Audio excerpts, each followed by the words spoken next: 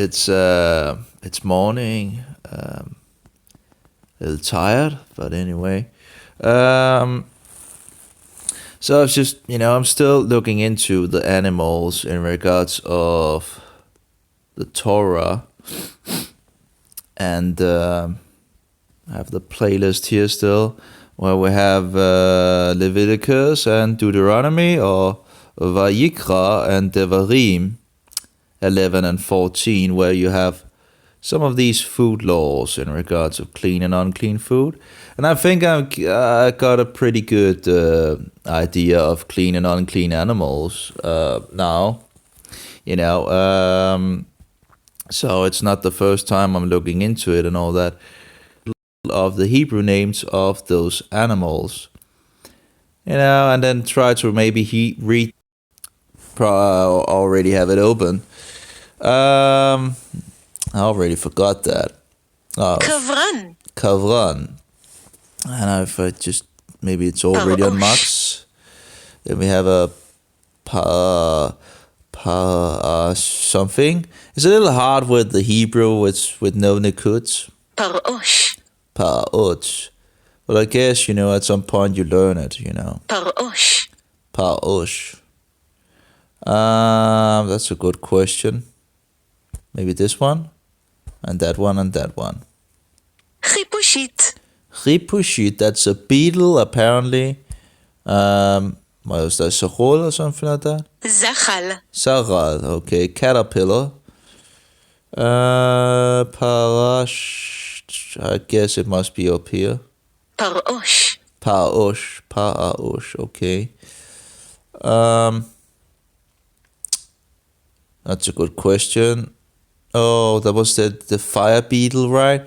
It's a little weird because this beetle up here, it's probably that one, is a fire beetle, but they use the English. Listen up. Chipushit firebug. Firebug. I don't understand why they would use the English here, because they have a word for fire in Hebrew, like etz or something like that. So it seems weird. Zvuv. What was that? Sivuv or something like that? Zvuv. Zivuv. Fly. And in Israel, they have these annoying flies with a stinger in them, Instead of the flies we have in Denmark, which is pretty, not really a problem. But in Israel, they have these terrible flies. So if you have like a wound or something like that, it's just terrible. And they will try to, they will sting their stinger in it. And it hurts.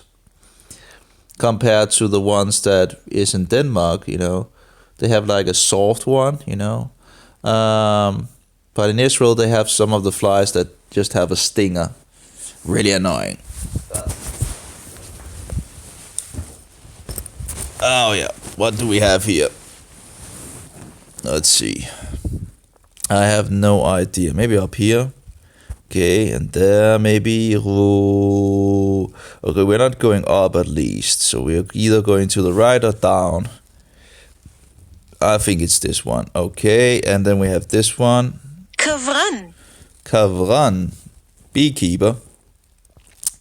Now again, there's a lot of these words that is probably not found in the Torah, but, at least some of them are, it seems. Oh, shafarit or something like that. I guess it must be up here. Shapirit. Shafirit or something like that. And think about how much technology or biology there is in that animal, actually. All of the animals. But think about a dragonfly, how much, it can nearly see 360 degrees around it. It can fly forward, backward, upward, downward, and, it's just incredible, Zachal. Zachal. And all the other things, it can, it's just amazing. Whoa. Was it this one? Shapirit. Shapirit or something? I can't remember. Chagav. Ragav, grasshopper. Chagav. And that would be kosher, I think, to eat. Oh, that's up. Chagav. Oh, maybe not. Maybe it was right. Okay, ragav. Chagav. So that should be eatable. You can see it has the feet upward, well, we'll take it again when we get it. Parosh. That would not be kosher or clean. I'm not sure what they actually call it in the Torah, because in regards of kosher, they do not believe in the God of the Bible in regards of Yeshua. So still in regards of kosher, I've heard that they actually say a prayer sometimes, but not like the Mohammedans where they say a prayer all the time and all that. It's it's a little hard to. But here we go with the ragav, I think it was, or something like that. You see the legs are upwards. They are above the body, and it can jump and so forward. So that should be a clean animal. I guess I had to go to the Torah to actually see what word they actually use. I don't think actually the word kosher is found in the Torah. So better use what is found in the Torah in regards of clean and unclean animals. I guess that's what they usually translate it to: clean and unclean animals. So maybe that's actually pretty good to use that. I can't remember if that was. I don't think it was correct. Shapirit. Shapripi or something. Okay, and there we go with a big one. As you can see, the legs are above, and thereby it should make it a clean animal to eat. So, Chagav. even if it can seem a little, Kaveret. Kaveret. Okay, why did it? Okay. Kaveret. Kaveret. Can you actually make it slower if you push it too? Kaveret. I don't know if that is actually. Kaveret. But it seems to actually become slower. So kaveret. Kaveret. Kaveret. I wonder how they actually use the. Okay. So I think this was Parosh. Parosh. That was unclean. Then we have,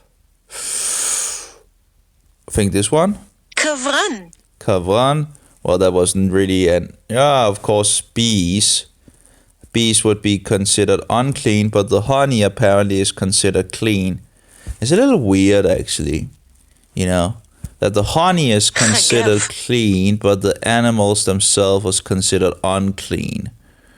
Oh, well, so their product of the honey is considered clean, but the bugs or the bees themselves is considered unclean. It's a little weird. Zachal. Sachal. I think that was a beehive or something like that. Kaveret. Kaveret. Oh, don't know. Let's take this one. Tarmilai. Tamilait. That was a fly. Zvuv. Sivuv. Sir'a. Sir'a, that's a hornet. That would be considered unclean. Sir'a. An insect. As I think the Bible actually talks about, that insects has 4 feet and 2 two hands in some sense. I guess it's a little different way that most people, at least in the West, understand it. But Sir'a. we usually say it has 6 legs, right? And a spider has 8 legs, and so forward. But it seems like the Bible has that the 2 front legs actually is considered like hands. Zvuv. Which I guess that's, a possibility, Shishi.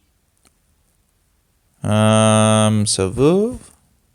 Zvuv. And that's, by the way, unclean.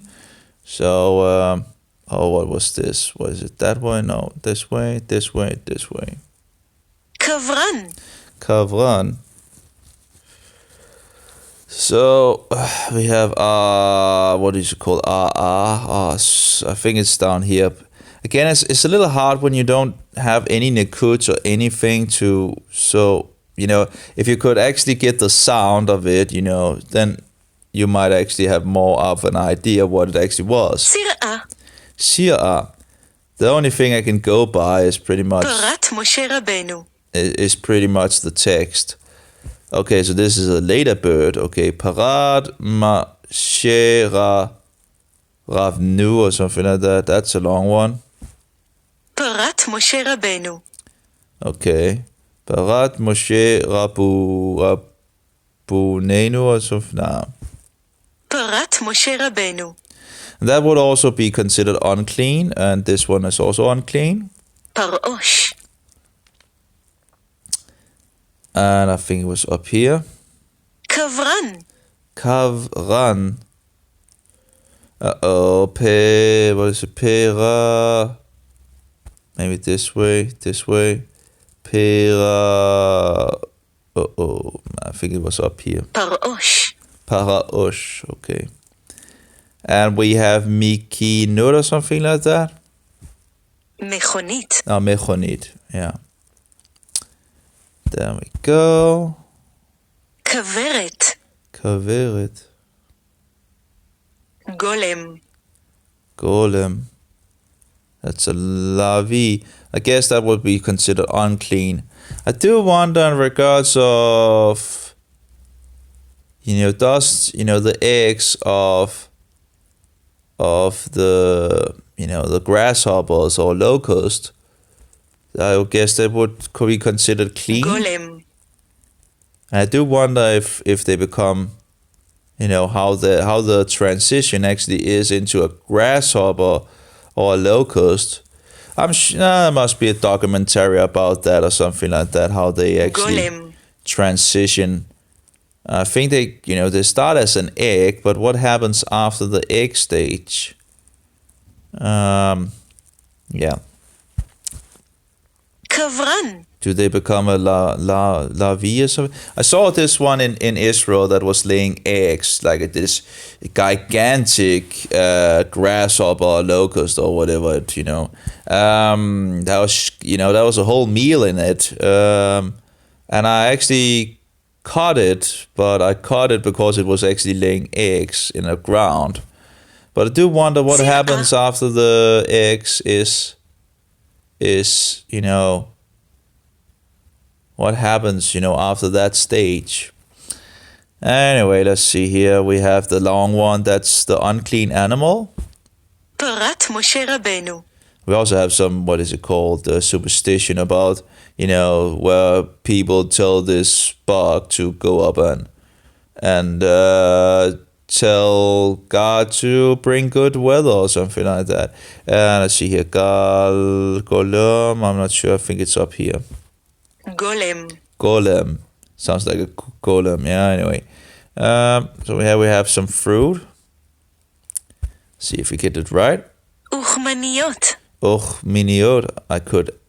I'm just running. Gamal Shlomo. Mostly I'm just running by my instinct in some sense, I just don't know. I just touch, what seems reasonable, whatever, just doing, because there's still a lot of things that haven't really been computed by my brain for sure. So this would be considered an unclean animal as well. You're not allowed to eat that. Gamal Shlomo. Gamal Shlomo. So we have brain. Gamal Shlomo. Gamal Shlomo, mantis. Okay, we have the long word. Let's see, I think it was this, and this, and there. And, oh, we got it right. Parat Moshe Rabbeinu. Incredible. So we have the firebug. That was up here. Chipushit Firebug. Firebug. I don't understand why they would use English. I do they have used some English words in their language and all that nowadays, but this was not necessary. I think in this word, firebug, they could just have said it's it's bog, or it's not bog, but for the word for bog in Hebrew, and then it's, it seems like, why would they? Yeah, חיפושית. Repushit, just weird. כוורת. No, that's not it. But חגב. that would be considered clean, grasshopper. Okay, so this is unclean. פרעוש. This is clean. There we go. שפירית. And כוורת. the honey is considered clean, but the bees themselves are not considered clean. Shemesh, that's the sun. שמש. A lot of sun worship being done in our days in the world. יתוש. Some of it hidden. If I had been God when I was in Israel, I would have destroyed every single mosquito all over the world. I was so terrible, angry at them. I was being eaten up by them. There was no mercy for the mosquitoes, as there was no mercy for me from the mosquitoes. So, יתוש. when I was in the New Age and all that, and shouldn't kill an animal and blah blah blah. If they try to eat you up, it's יתוש. yatush. כוורת. But after you try to experience that mosquitoes is eating you up, you do get a little different view on the mosquitoes, So that's my favorite nut, actually. But the problem is, as I understand that these pistachios, I'm not sure how you say it here, pistuk or something like that. But the pistachios, I think they're the best nuts. But I've always liked pistachios. They have a distinct taste that is different, and I like that. But as I understand it, they also filled with, what is it called? There's something in regards of fungus and mycotoxins or something like that in them. So that's... פיסטוק. Of course, a lot of things have, as I understand it, mycotoxins and all that. That's a regel, a foot. רגל. And that was that's a good question. שלהם. Shelahem. פרת משה רבנו. Parat Moshe, okay. עקרב. Kachav. Scorpion, yeah. עקרב. That's unclean. Not eat this. Akrav, unclean. So unclean animal, scorpion. עקרב. Achav. So the bacon is also unclean. Bacon is from, you can actually get so-called bacon from sheep and I would guess cows as well. But it's somewhat, it wouldn't be real bacon as from a pig. But, I've seen some call it bacon as well in regards of some other animals. And that would be, of course... Bacon. Oops, I put it wrong. I'm not thinking. Akrav, that was be scorpion, unclean. עקרב. And what do we have here? Yetosh. I guess it must be the mosquito thing. יתוש. Yetus. Av. Nav or something like that? ארנב. Aranav. And then we have Animet something. אני מתפלל. קרצייה. Katsia. Okay, a tick. That would be considered unclean as well. I guess it would still be considered like 4 feet and two arms. קרצייה. I'm not entirely sure, but so we have a tatsit. No. קרצייה. Katsiat. Gamal something. I think it's up right here. I'm not sure. גמל שלמה. and that's unclean as well. Then we have Rachom or something like that. That's down. Katom. Oh, Katom. Sorry. Shalosh or something like that. Shlishi. Shlishi, apparently they say it here. Okay, there we have the bug thing. So what was the beginning of the bug? Was it this one? And then we have what? That's a good question. Maybe this. This. Oh, oops. Oh yeah, fire thing. Yeah, I should have known that. Chipushit firebug. Firebug. And we have, what was it? C. Zvuv. Sivuv. Tola'at. That would be considered unclean. Unclean. Tola'at. Tola'at. Tola'at.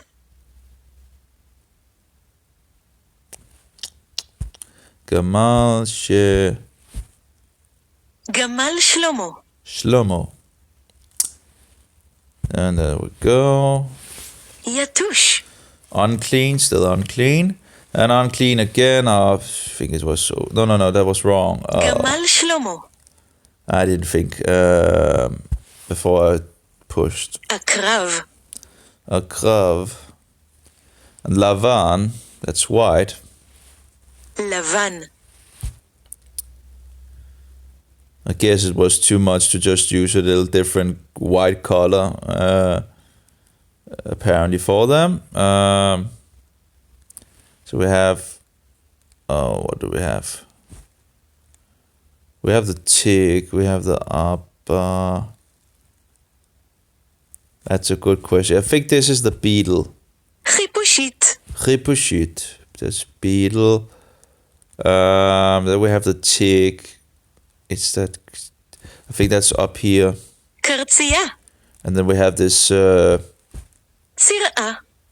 which I can't remember what it's called, but yeah, the big one that you don't want to be stung from. So we're going down here because that's a what is it called? Oh, I can't even remember what it's called. Oh, oops. Okay, Shufu. Maybe this way. No, this way. Shapirit. Shapirit. Oh my. They don't really give me that. This is a long one. Okay, Perut something. Let's see. Mat. What was it? Matse maybe? No. Mache. And okay. What is A maybe? B.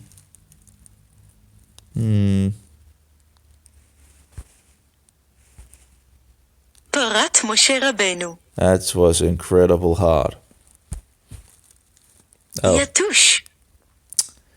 Radush. Okay, we have the P. Parosh. Pa'osh.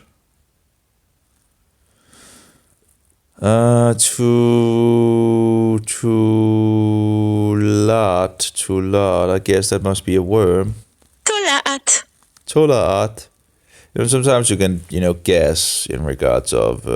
That's a fire thing. Again, I don't understand why they Chipushit firebug. would use English on that. Okay, then we have the clean animal. There's not that many clean animals in some sense. That's they have to have this distinguished thing in regards to the legs, as you can see. And I would like to learn that. Chagav. Ragav. Okay, so we have something Gamal, something. The Gamal, that's the big one here. Gamal Shlomo. And what was that? Maybe this one. Okay. Kavran. Let's see. Golam. גולם, Oh, golem. It's like golem, okay. Kasi. Guess it must be down here. The unclean animal. קרצייה, Katsia.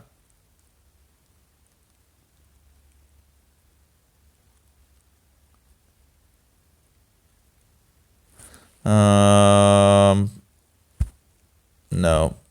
We have a vocal. Rif.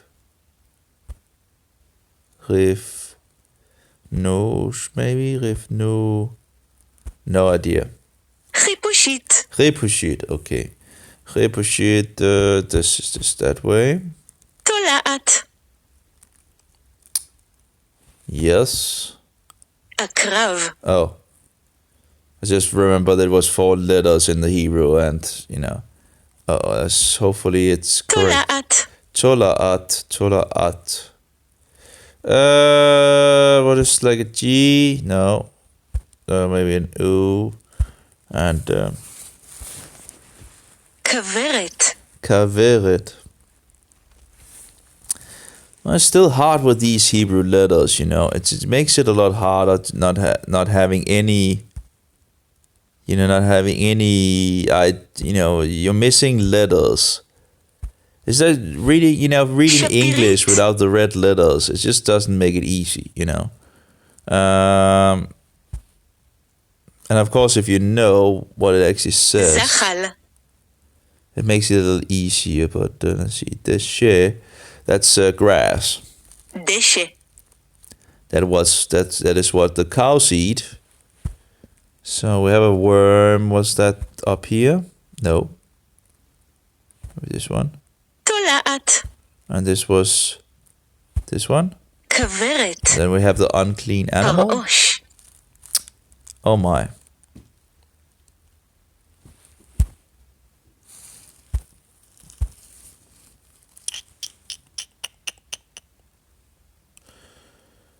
Problem. Apparently got it correct there. There we go. קברן, Wow, I got it correct. Oh, no. גולם, Golem, yeah. קרצייה, Anyway, as you can see now, it's yellow, and because it's yellow, it means I've completed all of them here, and then you have the mastered thing and all that. Okay, so I can go back here. It's a little weird, it doesn't really tell you, but... And that would be the same thing, I guess, as it did in the past, and then it stopped and you would go on. But now it just... I don't know why they would have fixed it like this. I think it just makes it more confusing, because when you have completed it, you can go to the dojo thing and train, and then you can go over to the book thing and check how long you have come in regard to the different words. So it just seems a little. It just seems to be more, it's an extra feature which just makes it more complex. And I just, I liked it before what it was before. Let's try to take off the immediate and let's have it as a beginner, because I think some of the games is actually then stopped, but I'm still trying to figure out what is going on. So to try to find out how the program actually works. So we have pets, we have birds, we have sea life, we have more sea animals. Let's see here. Let's take pets. אקווריום, Aquarium, okay. That's pretty easy. אקווריום, Aquarium. Aquarium. Don't know how it actually works out with the Hebrew word, but again, because I Aquarium. don't have the nekuds. כלוב ציפורים, Kulum Siburim. Bird cage, okay. כלוב ציפורים, I guess this might not have been the best actually to start at. I should probably have taken another כלוב one. ציפורים, Oh, we do have a sheep down there, it seems. Oops. כלוב ציפורים. Go away with you. Okay, aquarium? אקווריום. Seems kind of English as well. אני מלטף. Animalative, a stroke. Animalative, okay. אני מלטף. אני מלטף. I think I'll skip this. I think we'll take another one. That was a bad choice on my. And then of course now every time you take it, it just throws it in the beginning. You know, they have made a lot of features that was not necessary. You know, I think it was wonderful as it was when I bought it, and then afterwards they made all these weird things, which is natural disaster, sea life. I don't know about that. There would be a lot of sea animals that would be considered unclean. עוגן. Organ.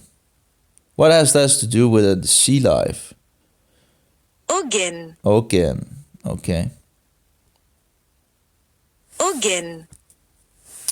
Yeah, that Sartan. doesn't really seem like a sea animal, right? Okay, this is a crab. That's it's really funny. Well, funny. I'm missing the word. It's really sad. I should find another word for funny. You know, it's because it's said in a. It's an expression, I guess, that you use when it's like weird. As you should be able to find something else that fits it more. But it is kind of sad or weird that we actually consider these like a high price food and all that, which is when it's actually considered unclean. We shouldn't be eating them. Saratan. We shouldn't be eating them, and yet it's like a high-priced food here in this country, like lobster, and then we also have shrimps as well. This is unclean as well, סרטן. Saratan sounds like nearly Satan. דולפין. Dolphin considered unclean. It doesn't have any what is it called, shells or something like that. What is it called actually? It has to have fins, and it does have fins and all that, but it doesn't have the scales. Dolphin. Scales, that was dolphin. Okay, scales.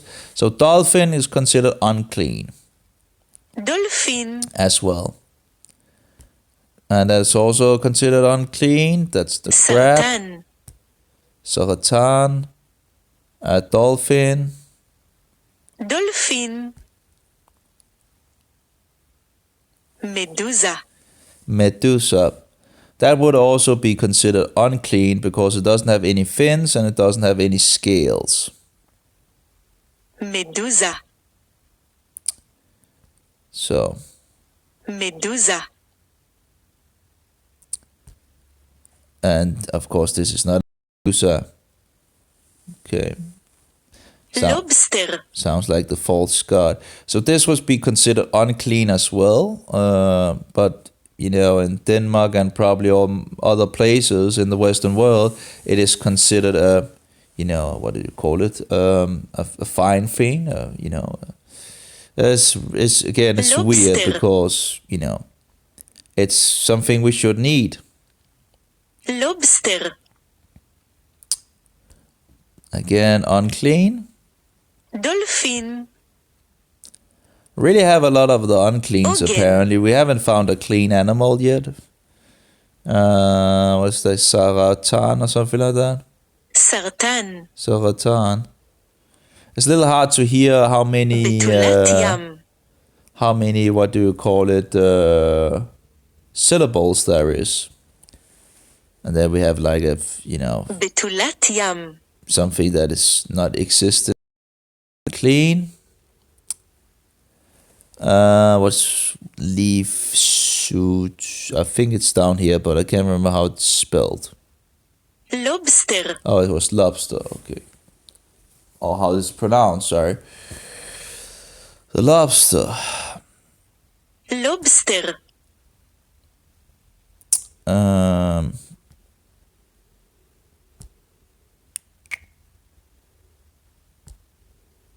עוגן,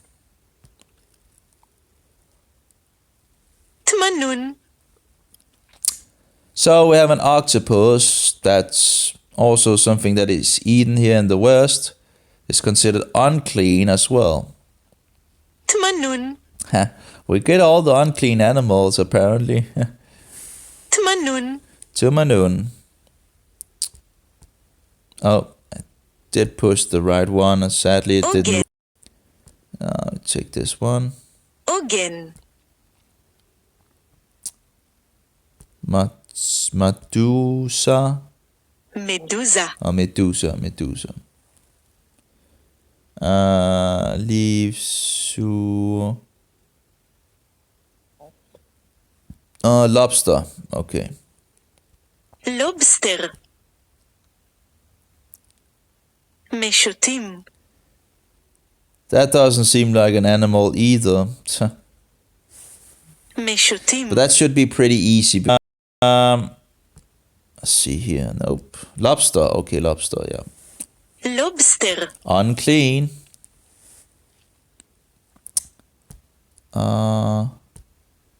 No. סרטן, Satan. And then we have the bitula, something like that. בתולת ים, Put bitulatia. בתולת ים, Pelutiatiam. חתול ים, Ratuliam. Huh. So, actually, I don't think it actually is clean. Because I don't think it has scales. So I think that would be considered unclean.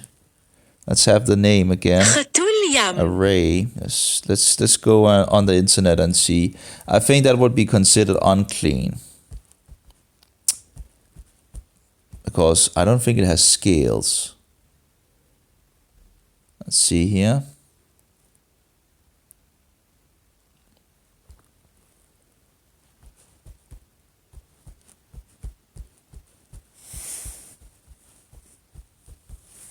And the Jews use kosher, so have to use the word here. Let's see here.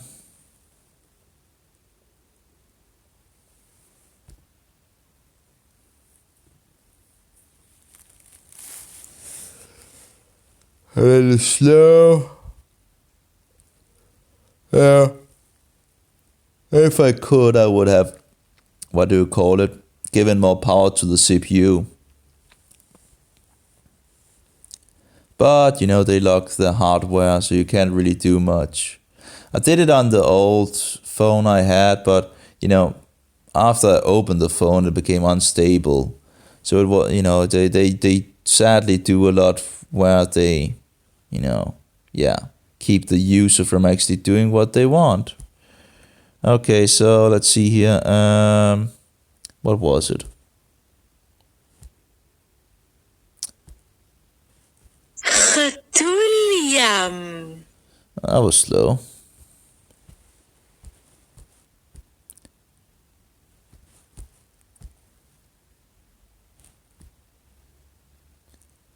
Okay, let's see here. Some common species that are not kosher are catfish, eels, shark, sometimes sold as flake, leatherjacket, ling, and rays. There we go. So, and skate and swordfish. Skinless fillets are prohibited unless it can be certain they are from a kosher species prepared with knives. Okay, they take it to another level, the Jews, in regards of having, they also have for, what is it called, milk and for meat and, anyway. They take it to another level, I think they might be a little too overboard on it.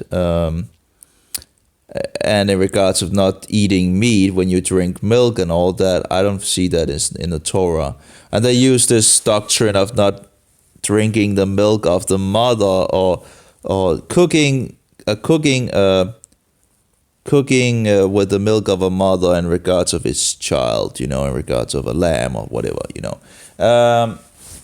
So, but nothing to say that you can't eat meat and milk together. So, seems to be one of these Khatun yam. man-made doctrines or traditions that is wrong. Tmanun. Oh, tumanun. Okay. Apparently wrong. This is the petals. Meshutim. Meshutim or petals. Betulat yam. Yeah. Dolphin. Dolphin.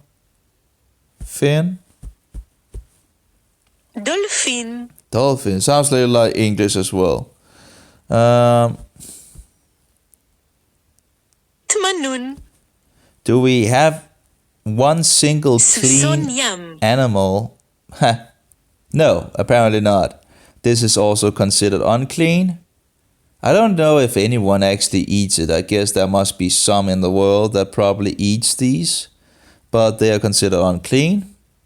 Suson yam. It doesn't have scales, and I think it doesn't have fin. It does have these back thing, but I think unclean. I think it would be considered unclean.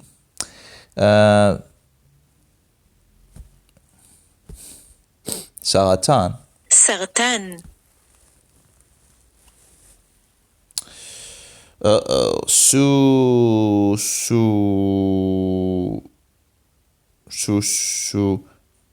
Why have they actually put a? Wow, what are they called? Let's see if I can find out what they're actually called. Let's see.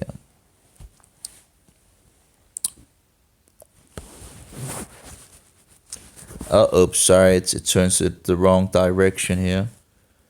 Final suffit, I think. Yeah, final suffit. Why have they put a final suffit in the middle of the word? Final suffit and then an ending with im. Not sure what was this one? Suson yam. Susun yam. Okay. Oh, so that's why. Okay, it's actually two words. Susun and then yam. Okay. Ogen. And yam is like what, ocean or something like that, or yeah, something like that. I'm not entirely sure that is entirely correct. Yam, sea. Oh yeah, so it's sea. Okay, so you have the first word and then you have the sea. Not sure about this one. Lobster. Oh yeah, lobster. Dolphin. Dolphin. Atza. Well, seaweed I think is actually kosher, but if you actually collect the seaweed in the fall, and I'm not actually sure how much the system of the man actually can break it down, because when you actually eat seaweed, it just does seem to actually just go through your system. Now, of course, the salt is still on it, and I guess it might actually still have an effect in the gut, but I'm actually not sure how much the body can actually break down seaweed. I guess maybe you need to cook it, maybe that's better or something like that. But I have, it does seems to actually go through the system. I guess it's like carrots. Carrots also have a way of just going, through the system. I guess I guess you still get something from the carrots, some nutrition from the carrots, but it seems to be, that a lot of it actually just passes through. It's not like meat. Meat is just, the body, if you only eat meat, the body pretty much absorbs so much of it. So you actually think that you have blocked your system because you're not going to the toilet, but it's just because the body just uses the meat so much, it just sucks it up. It just it's incredible effective for sucking the meat up. So, but seaweed I think would be considered kosher, but just be aware that if you collect the seaweed in the fall, it has a lot of these things that are not clean on them. You know, a lot of clams and whatever they are called.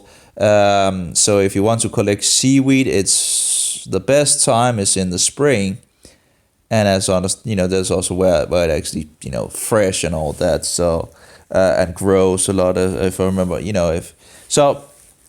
In the spring is the best time to collect the seaweed. It's fresh, it's, you know, it's growing, it doesn't have all these things on them. But of course, you can, you know, if you're out picking it, just wash it out, you know, Atza. for small animals as well, that also would be considered unclean as well. They actually are from, I think it's Iceland. Yeah, Iceland. They have some really good seaweed because they fix it in some things, so all the impurities actually gets off. So you get a very nice product. Atza. The problem, and it tastes pretty good, you know, it's like a snack, I guess. But I guess the problem is still if the body really doesn't, you know, doesn't really break it down, then it's not really. But usually I've eaten it raw. So again, if you cooked it, it might actually be easier to digest. But again, if it just goes through your system, that's just a waste. Like, you know, you want the things to be digested by your system, right? So instead of just going through you, it's like this. No, betula, parita. No, okay. Betulat yam. I'll have it like an ending here. So we have dolphin, that's unclean still. Dolphin. Shemesh, that's the sun. Shemesh. Or solar thing.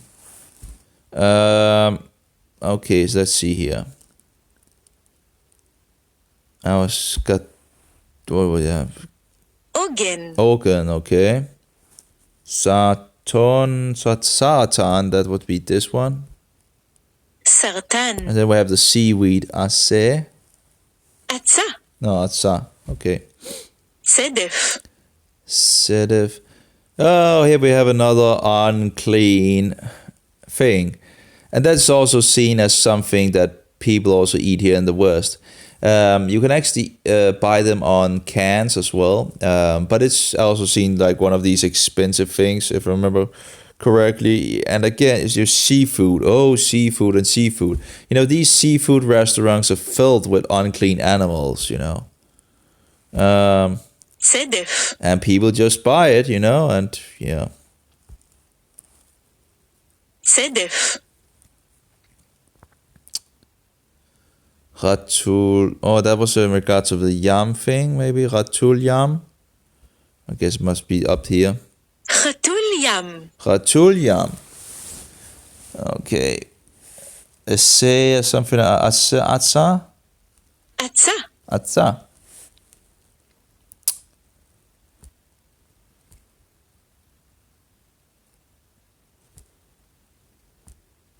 Batul yam. Betulat yam. Batuliat yam. Kanish. Konus. Konos.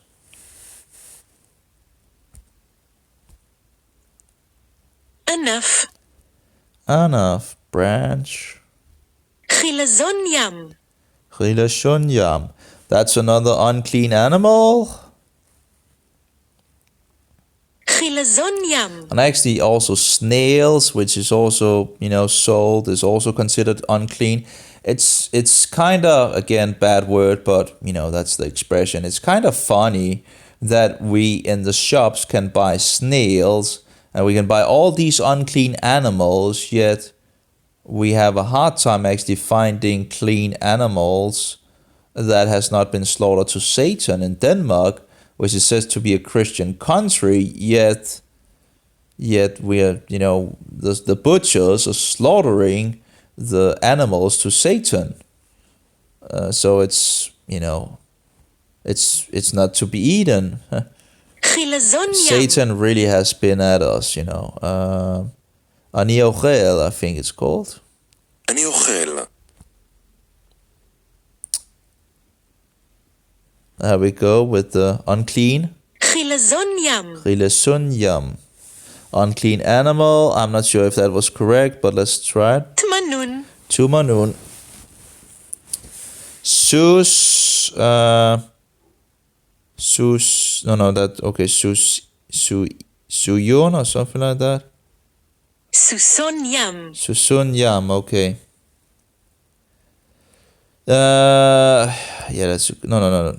Let's see this way maybe. תמנון. Tumanun. Okay. דיונון. Dionun. There we go. Another unclean animal. Funny how we see all these unclean animals. דיונון. Dionun. We haven't had a clean animal yet.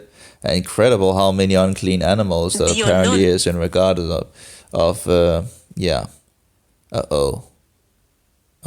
Mix. No. בלנדר. Blender, okay. Again, I would have catched that if I had the Nikuts, you know.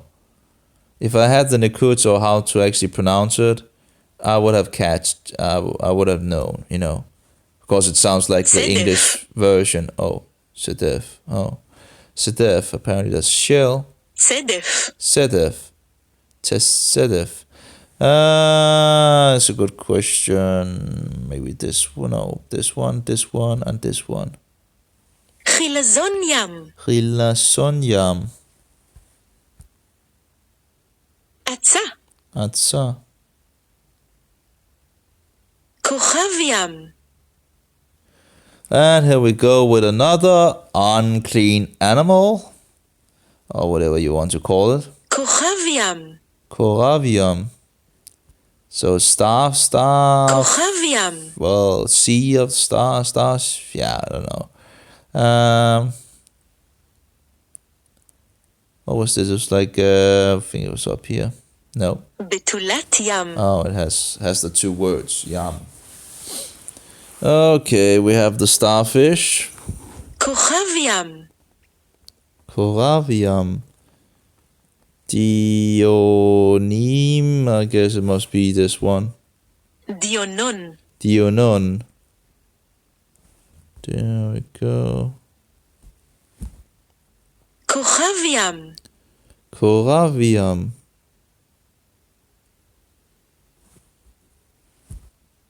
צדף.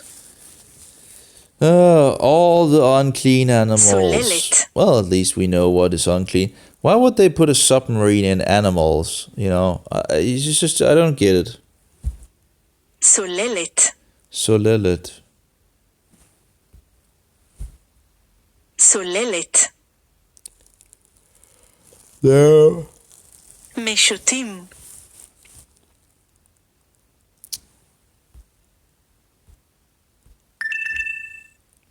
דיונון. Oh, we have a problem with the battery again. That's the thing with having these standard batteries, you know, with the mobiles, just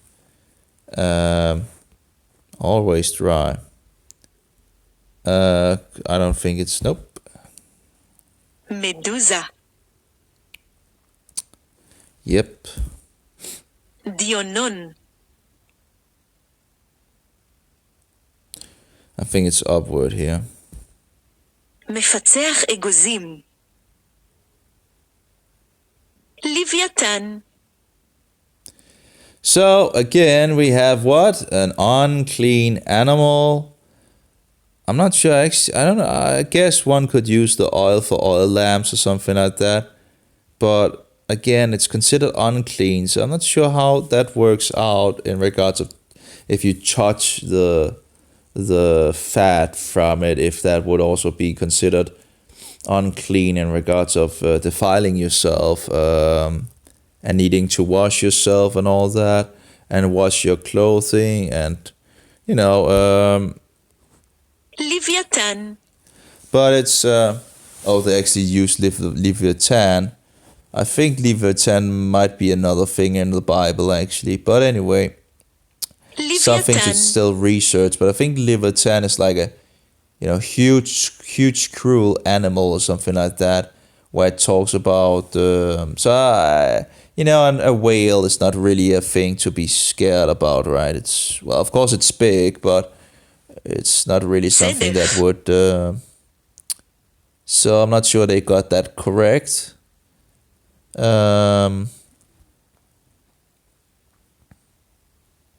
סרטן. צדף.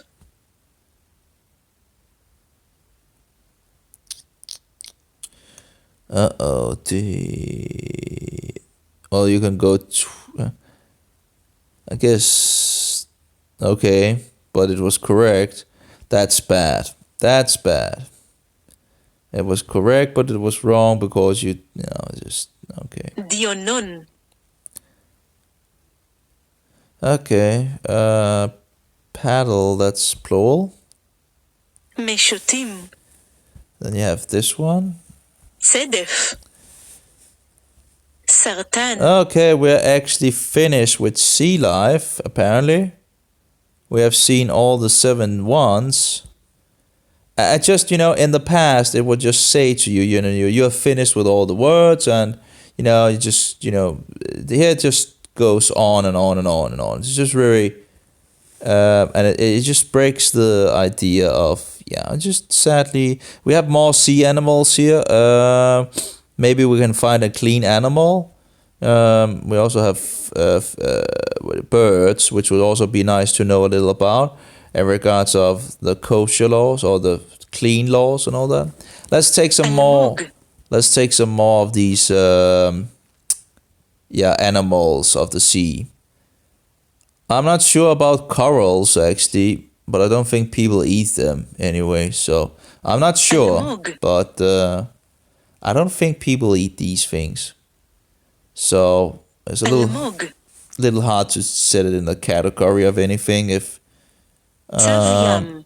I guess if it's a living thing, the corals, it might be considered unclean because it doesn't have shells and doesn't have fins.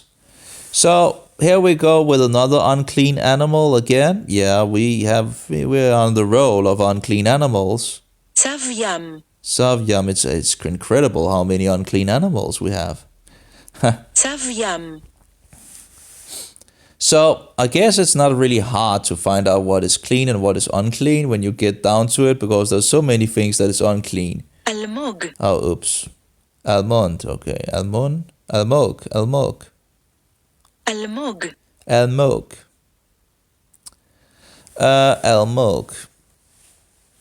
אלמוג. Savim. I think that's in regards of parents or something. צב ים. Oh, Savyam. Okay. Yeah, sorry. My bad. I thought it was like a plural ending, but צב ים. it's 2 words. אלמוג. Almog. קיפוד ים. So, can anyone guess what that is? Is it clean or unclean? Well, does it have any fins? Does it have any scales? Well, considered unclean. Again, unclean, another Hippodium. unclean animal. Doesn't really look tasty either, Hippodium. does it? But I actually think some people actually eat these. But צב anyway, ים. Tavyam. That's a good question. No. אלמוג. Oh, I shouldn't know. כלב ים. So, people will actually say, Kelev means dog. So they will say, oh, yeah, in regards of evolution and all that, it's just a dog. Oh, come on. I don't know how many differences there actually is in regards of a keleg, or a dog, or what do you call it, between this and a dog, but I'm sure there would be a lot of differences in regards of the biologically thing and all that. But it's not, it's not a dog, It's כלב ים, but people in regards of evolution apparently wants you to believe that, that the dog comes from this thing or the other way around, Yeah, give me a break. כלב ים, So, but I guess, Almog. there's two options, of course, in evolution, and I don't know if what they actually took about it, but of course there could be the option that the fish went on the earth or land, and then after it became a dog, it returned to the sea. That's one option. The other option is that it actually became but I actually think, they usually say that the fish first became on land. So I guess it has had to, the dog have had to jump in the sea again and become a sea dog.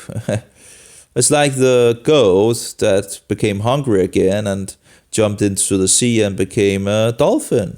Just stupidity. These people are outrageous, out of their mind, Anyway, what do we have here? Let's try this one. קיפוד ים, Kiput Yam, okay. Oh yeah, by the way, I found one of Arye these. Yam. They're really promoting these things. Let's see here.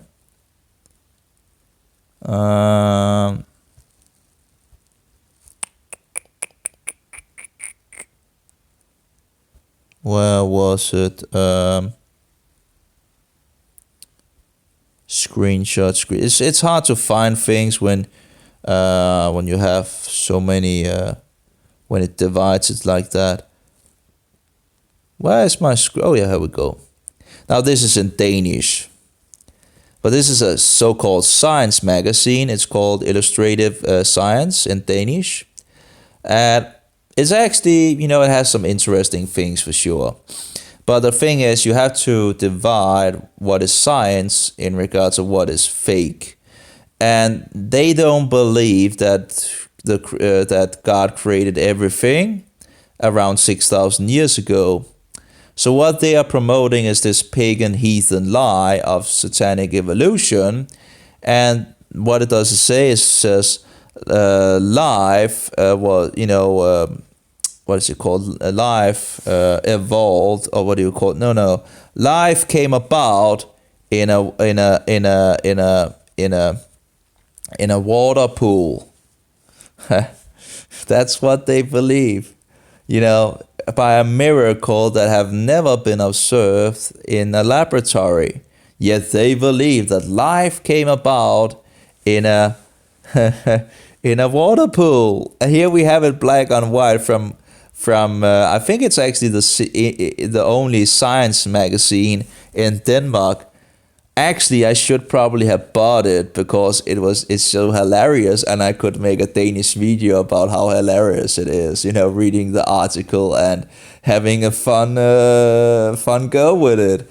So I might actually, I should probably go down and buy it and make a fun article of make a video. I don't know how many will see it anyway, but it's it says for 4 billion years ago, proteins met, fat and RNA. I'm not sure what that, if it's the same in English. RNA in a water pool. New science, I guess, maybe that's another word for that. New, new research shows that the three building stones of life has been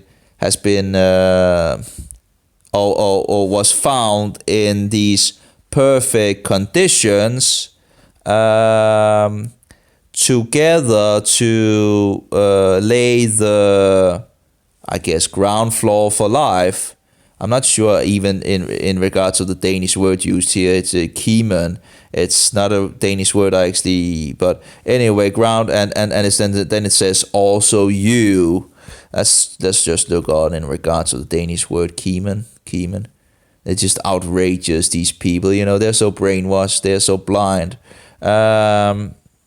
And they are brainwashing our children. One thing is that they believe these silly things. Another thing is that they're brainwashing the children, with these satanic, pagan, heathen lies, which is far older than Darwin, it's just... Anyway, let's try again. This program always breaks, I've tried to reach them and all that, and it's just... A germ, a seed, okay, the germ, the seed, the seeds. Okay, so it laid the seed for life. Well, the thing is, you've never seen that in a laboratory. I want to see the science. I want to see the observable science on it, Show it to me. Prove it to me that life can come about with these three things that they, show it to me in a laboratory. Let me see the experiment where you get life from non-life. Anyway, so, and of course, if they even got it, it would just in some sense show there was some intellect behind it, because they are intellect people. But anyway, as long as they haven't shown it to be possible, I still stand by my conclusion, because science is something we can observe. And if you don't have any science back, if you don't have any experiments to show that this is true, it's baloney. It's just a theory that you haven't proven. And, anyway. So they say for 4 billion years, actually it's usually said 3.8 billion years ago. We could actually use Google, but I don't think I could use the voice thing, but I don't think it works actually when I'm recording. Hello, Google? Hello? No, doesn't work.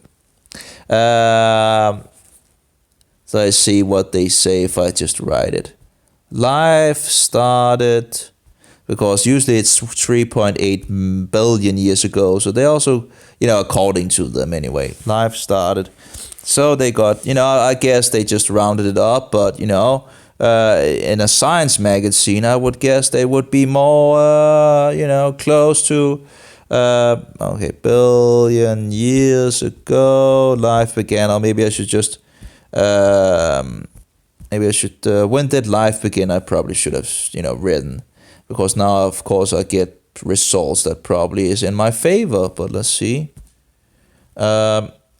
This is from Wikipedia. The earliest evidence for life on Earth are 3.8 billion years old. Yeah, whatever. Yeah, of course, it's just lies. We have problems with the internet, apparently. Connection. Hopefully, I have a way of thinking that it's probably because the mobile are using resources and not really in regards of the internet connection. So I think when the mobile is overloading, it has problems, in regards of I think it's something like that. So that was just the front page. I actually took the picture yesterday. It's 82.5 kronos. Now, if I wanted a science magazine, there's actually a Christian science magazine, but it's in English. But I would rather buy, a Christian science magazine that actually gets it right, instead of. But I could have a lot of fun by buying this magazine and making a video, and it just shows that they actually believe that life began in a water pool or a soup or whatever. That is usually a soup. It began in a soup. So. It's just hilarious. It's just it's sad. It's sad and hilarious at the same time. It's just outrageous. totally outrageous that people believed in that. And I believed in that because I was brainwashed to believe in that. I never heard any other side. It took me around 30 years before I heard anything in regards of creation. And I started actually making fun of it because it was like a video that was called 100 Reasons Why Evolution is Stupid. And I was thinking, that's just stupid, you know? But, you know, I must say it ended, I ended being convinced that it was actually correct. So anyway, it has other articles and all that. And again, sometimes there's some gold nuggets in the science magazine where you actually see real science. But the thing is, these science magazines mixes science with pagan belief. But very interesting because I actually written to them in regards of these things that it's just, it's wrong and all that. Apparently, they just want to promote more propaganda, I guess. Very sad. Just very sad, very sad. But there is another magazine, if anyone, that I would use money on if I would buy any magazine. But I have enough to read and all that and study. But in regards of supporting them, that might be actually was like Creation Magazine, something like that.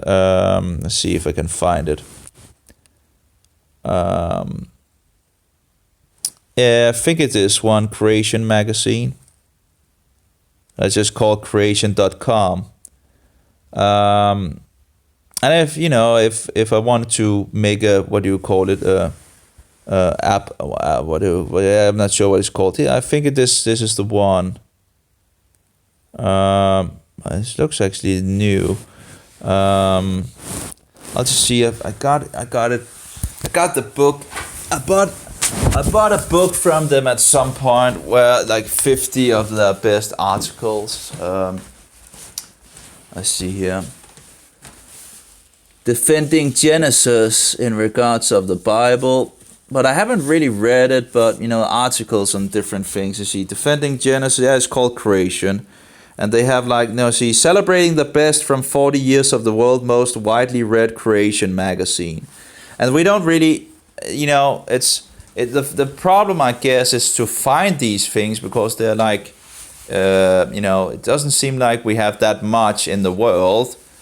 But, so when you find things that is like, oh, nice, I guess it would be nice to support them.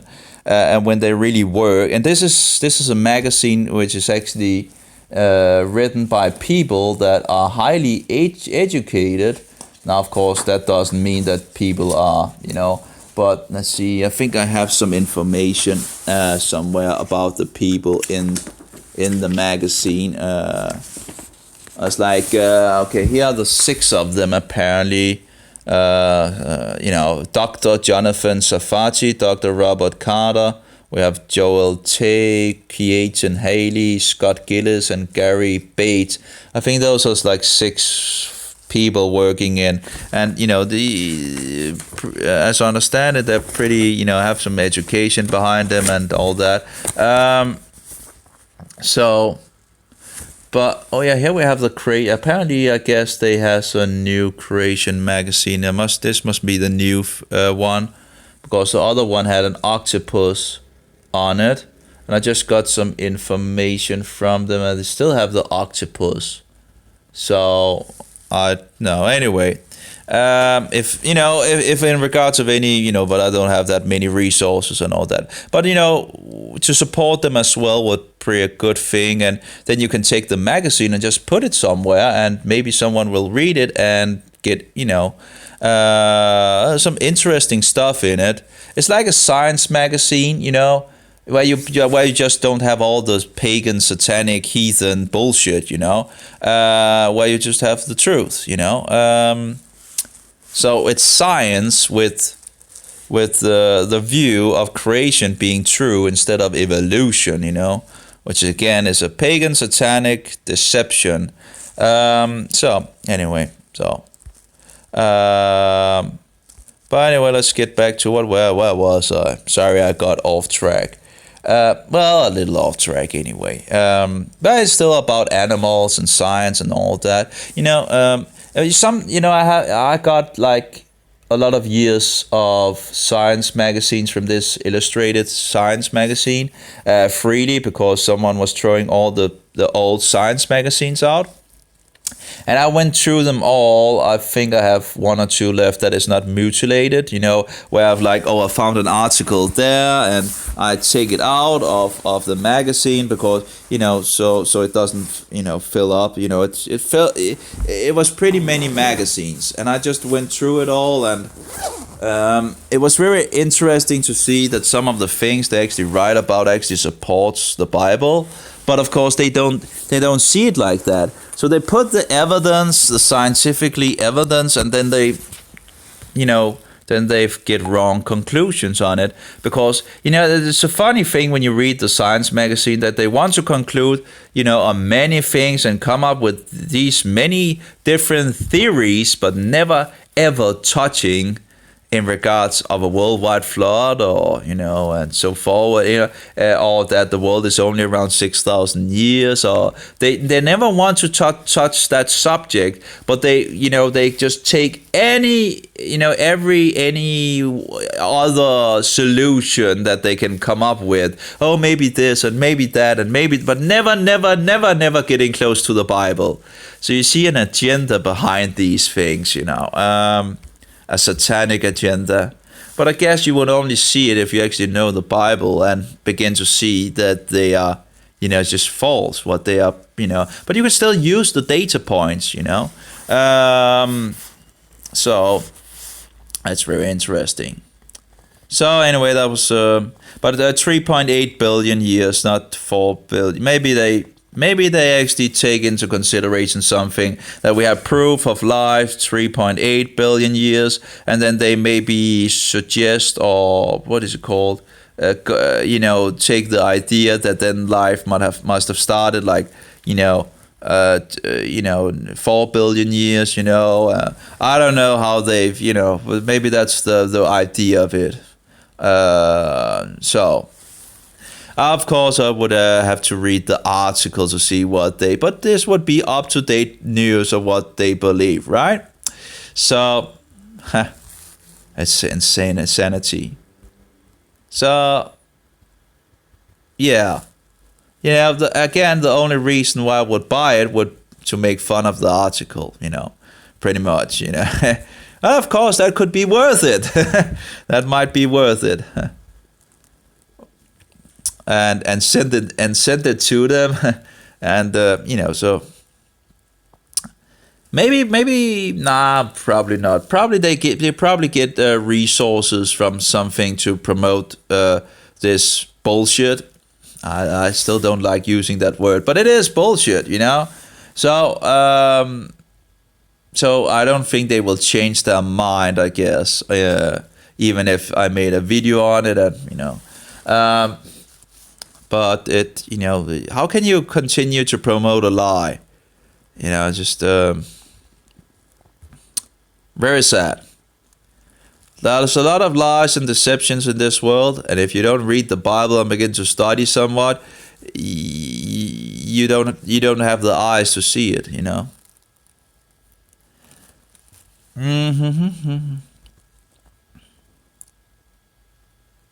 Also, you don't really have to be really educated. When you have the truth, you don't really have to be that, educated. Because the truth is still the truth, and the truth can defend itself.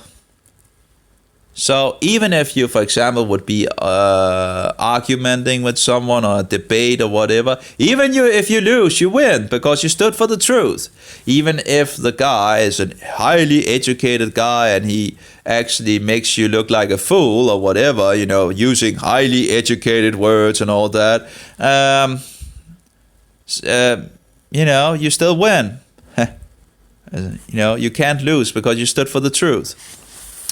Aryeh Yam. To the best of your possibility. So, walrus, that's still unclean.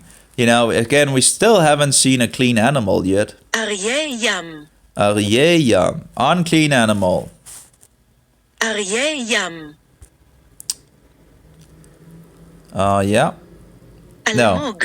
Oh, I got that wrong. Aryeh yam. Oh, no. אריה Oh. ים. Too late. אריה ים. לוטרת הים. Lutrat ya yam. Sea otter. Lutrat ya. Lutrat ayam.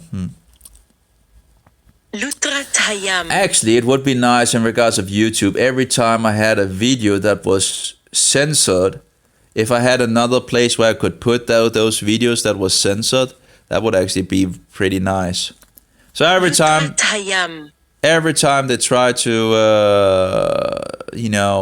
every time YouTube would try to censor you, if I could find another place to put the video, I could just put all the censored videos, and I guess that would be all the goodies, right? So all the goodies would be coming over on one channel that, in regards of those that was censored. So it would be actually, they would actually be making, I guess, they would be making, you could use the censorship to your advantage, actually. If I could just find, and I think that actually, there seems to be coming video,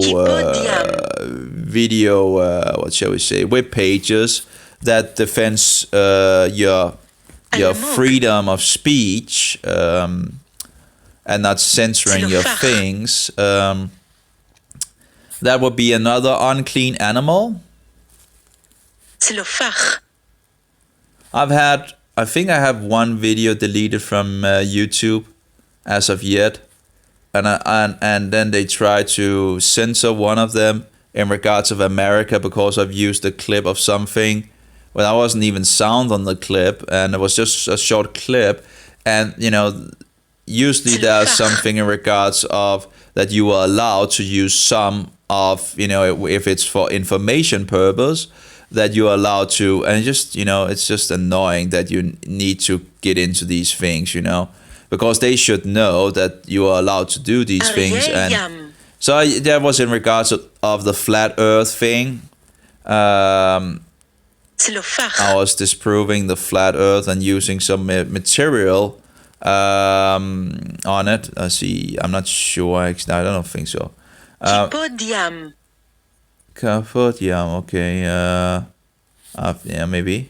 Almog. So I was disproving this flat earth insanity and using some material, and then they, wanted to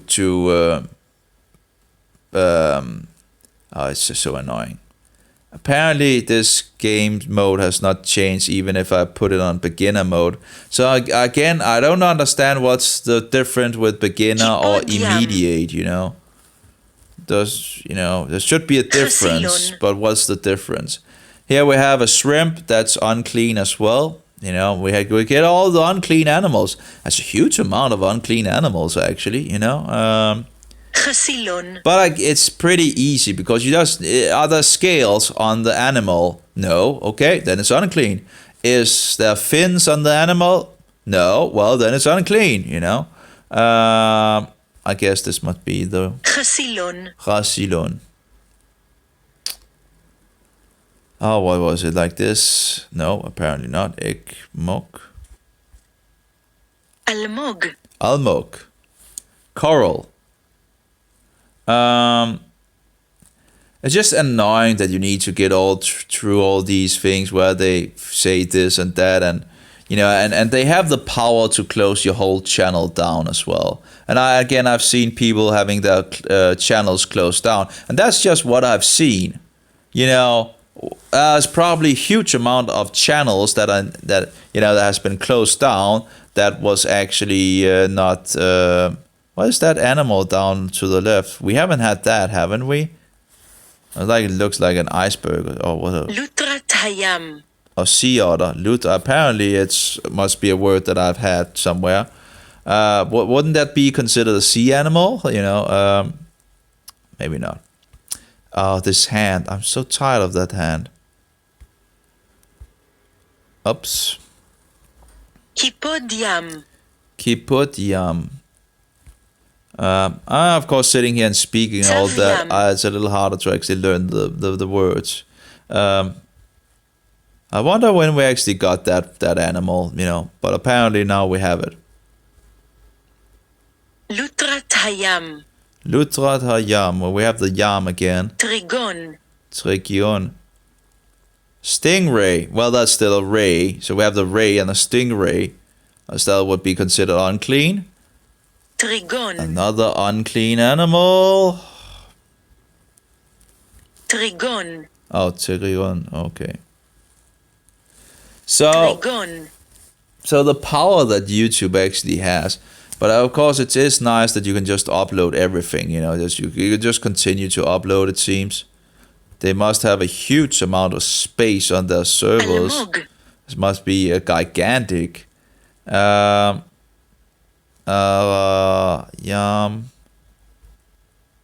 Aryeh yam. Yam. Well, I guess all those commercials which I don't want on my videos.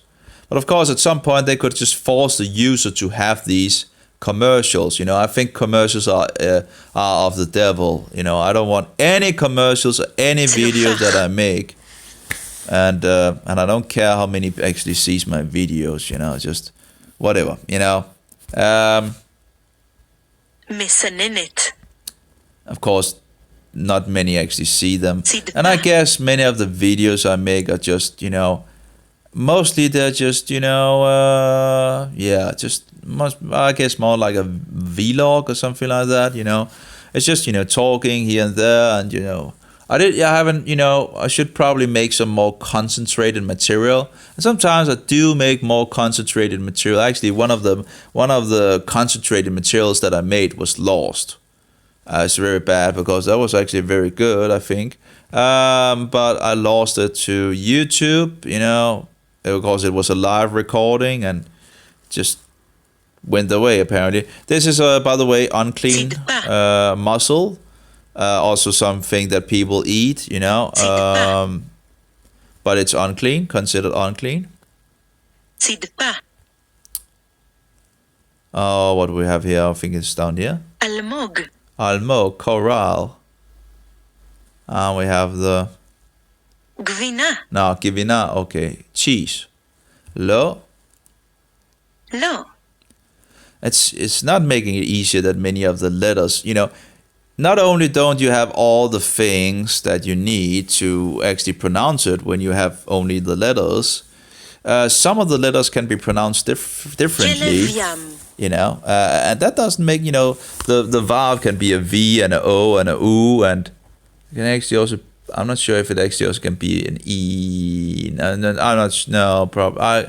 Anyway, so you have all these different, Zaviam.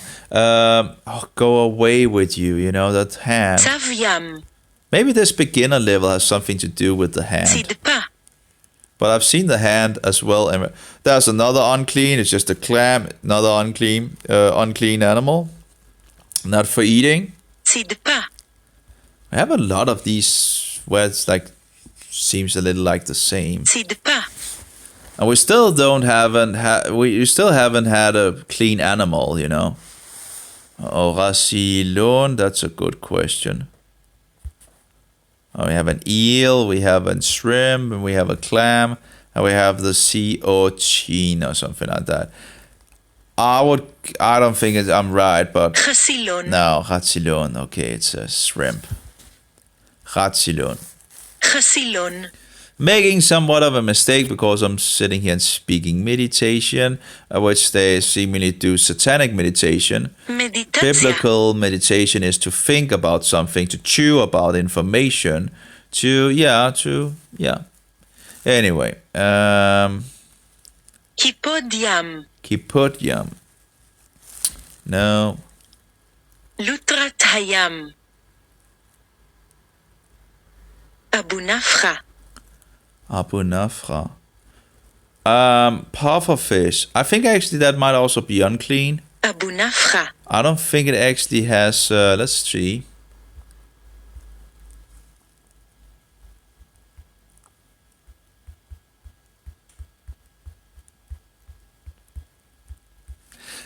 It's funny that the program just lists all the unclean animals, you know? Oh, kosher. Let's see.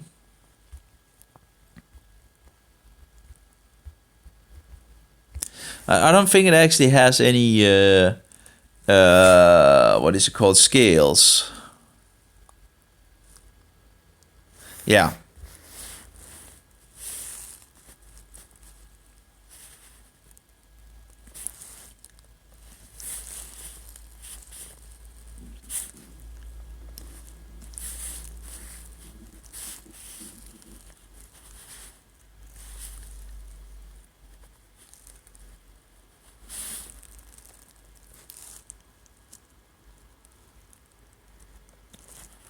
There we go. Is a pufferfish kosher? Let's see here. And then it goes into puffer. Fish have no scales, so were not kosher or fit to be eaten. Instead have spines which become visible when the fish puff up. Parts of the fish are eatable, but other parts are lethally poisonous, causing dozens of deaths each year in countries like Japan, where it is a delicacy.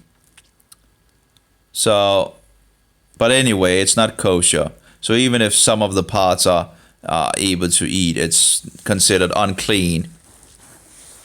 So, as also apparently the pufferfish live in warm waters, including those off the coast of Israel. But no one following the law of Moses would have died from eating it because they would not have eaten it. Yeah, great. So apparently people also die by eating, you know, I guess I've seen actually where they eat these things and where they talk about it needs to be prepared correctly and all that. So, another unclean animal. Abu Nafra. I have a full, have a lot of things that are... Abu Nafra. Oh, it's 2 words. Okay, I thought it was 1. Abu Nafrat. Abu Nafra. Not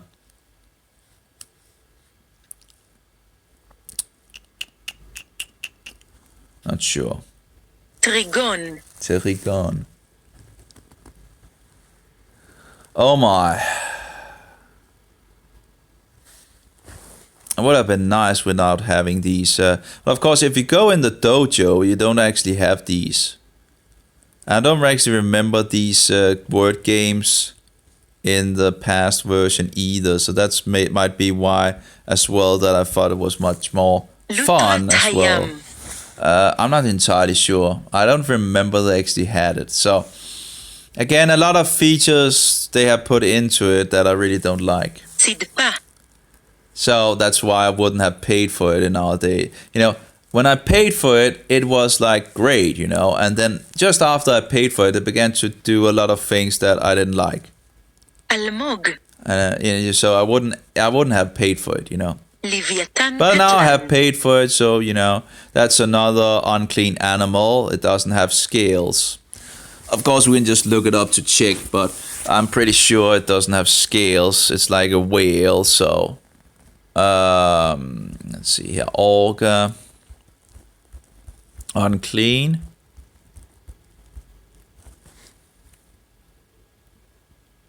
Oh, I should have written kosher instead.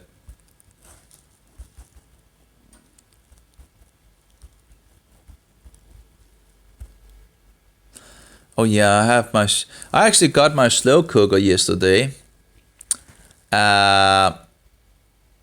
I'm not sure I'm totally satisfied with it, but anyway, it's only 400 kroners. But so I just had to have something that is cheap, right? Because I don't have that much resources to go around with. Now, of course, it seems like it's pretty good. You know, I would think it would. You know, I'm probably going to be happy about it anyway.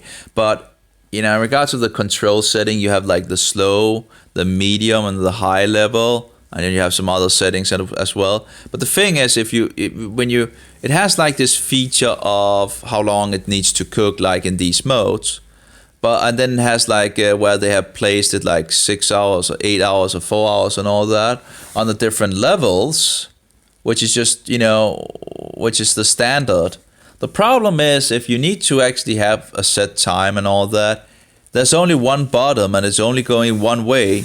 So you need to, if you only want, let's see, 1 hour or 2 hours or whatever, I don't know, maybe you wouldn't probably have that little. But the thing is, you need to go through the whole program or the whole timer to go back to the beginning, of 30 minutes, 1 hour and 30 minutes. And I'm like, you have so many buttons on it. So why not just make a button that I could actually, or use one of the buttons to actually be able to go back, is that too much to ask, here we go. There's no kosher species of whales, and I think the orca would be considered a whale, right? It has no scales, so.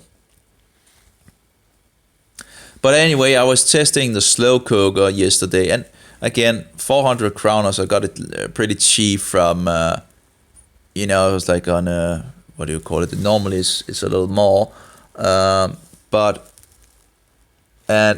yeah, I'm not sure. I'm not sure actually a chicken can actually be in there and all that. I have to check how. I thought that would maybe be a possibility to just throw a whole chicken in it. I'm not sure that actually is possible. Of course, it's not really a big problem to chop it up, but let's see here, orca. But yeah, but the idea of it was if I can. If I can set off the, okay, it doesn't really have the, but anyway, all whales, and it was be considered a whale, so unclean again.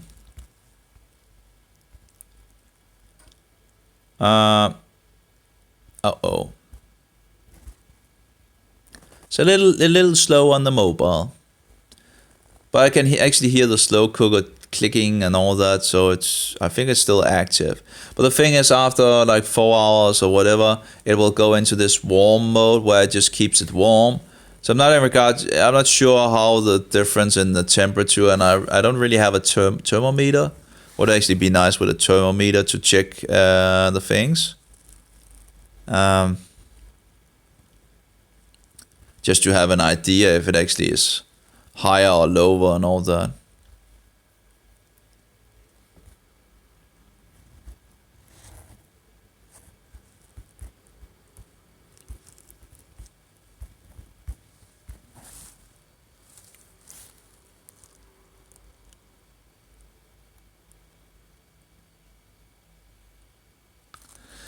But anyway, as we get it here, there's no kosher species of whales, and I think the orca would be considered a whale. So a killer whale, yeah, it's called a killer whale, right? So, and again, it doesn't have any scales on, as far as I know. So that would be considered what? Unclean. Again, another unclean animal. Just this program is filled with unclean animals. Leviathan Katlan. Leviathan Katlan. That's apparently also a Leviathan. I do wonder why they used the Leviathan, it seems they used it for whales, but in regards to the Bible, when they describe the Leviathan, whatever, it doesn't sound like a whale.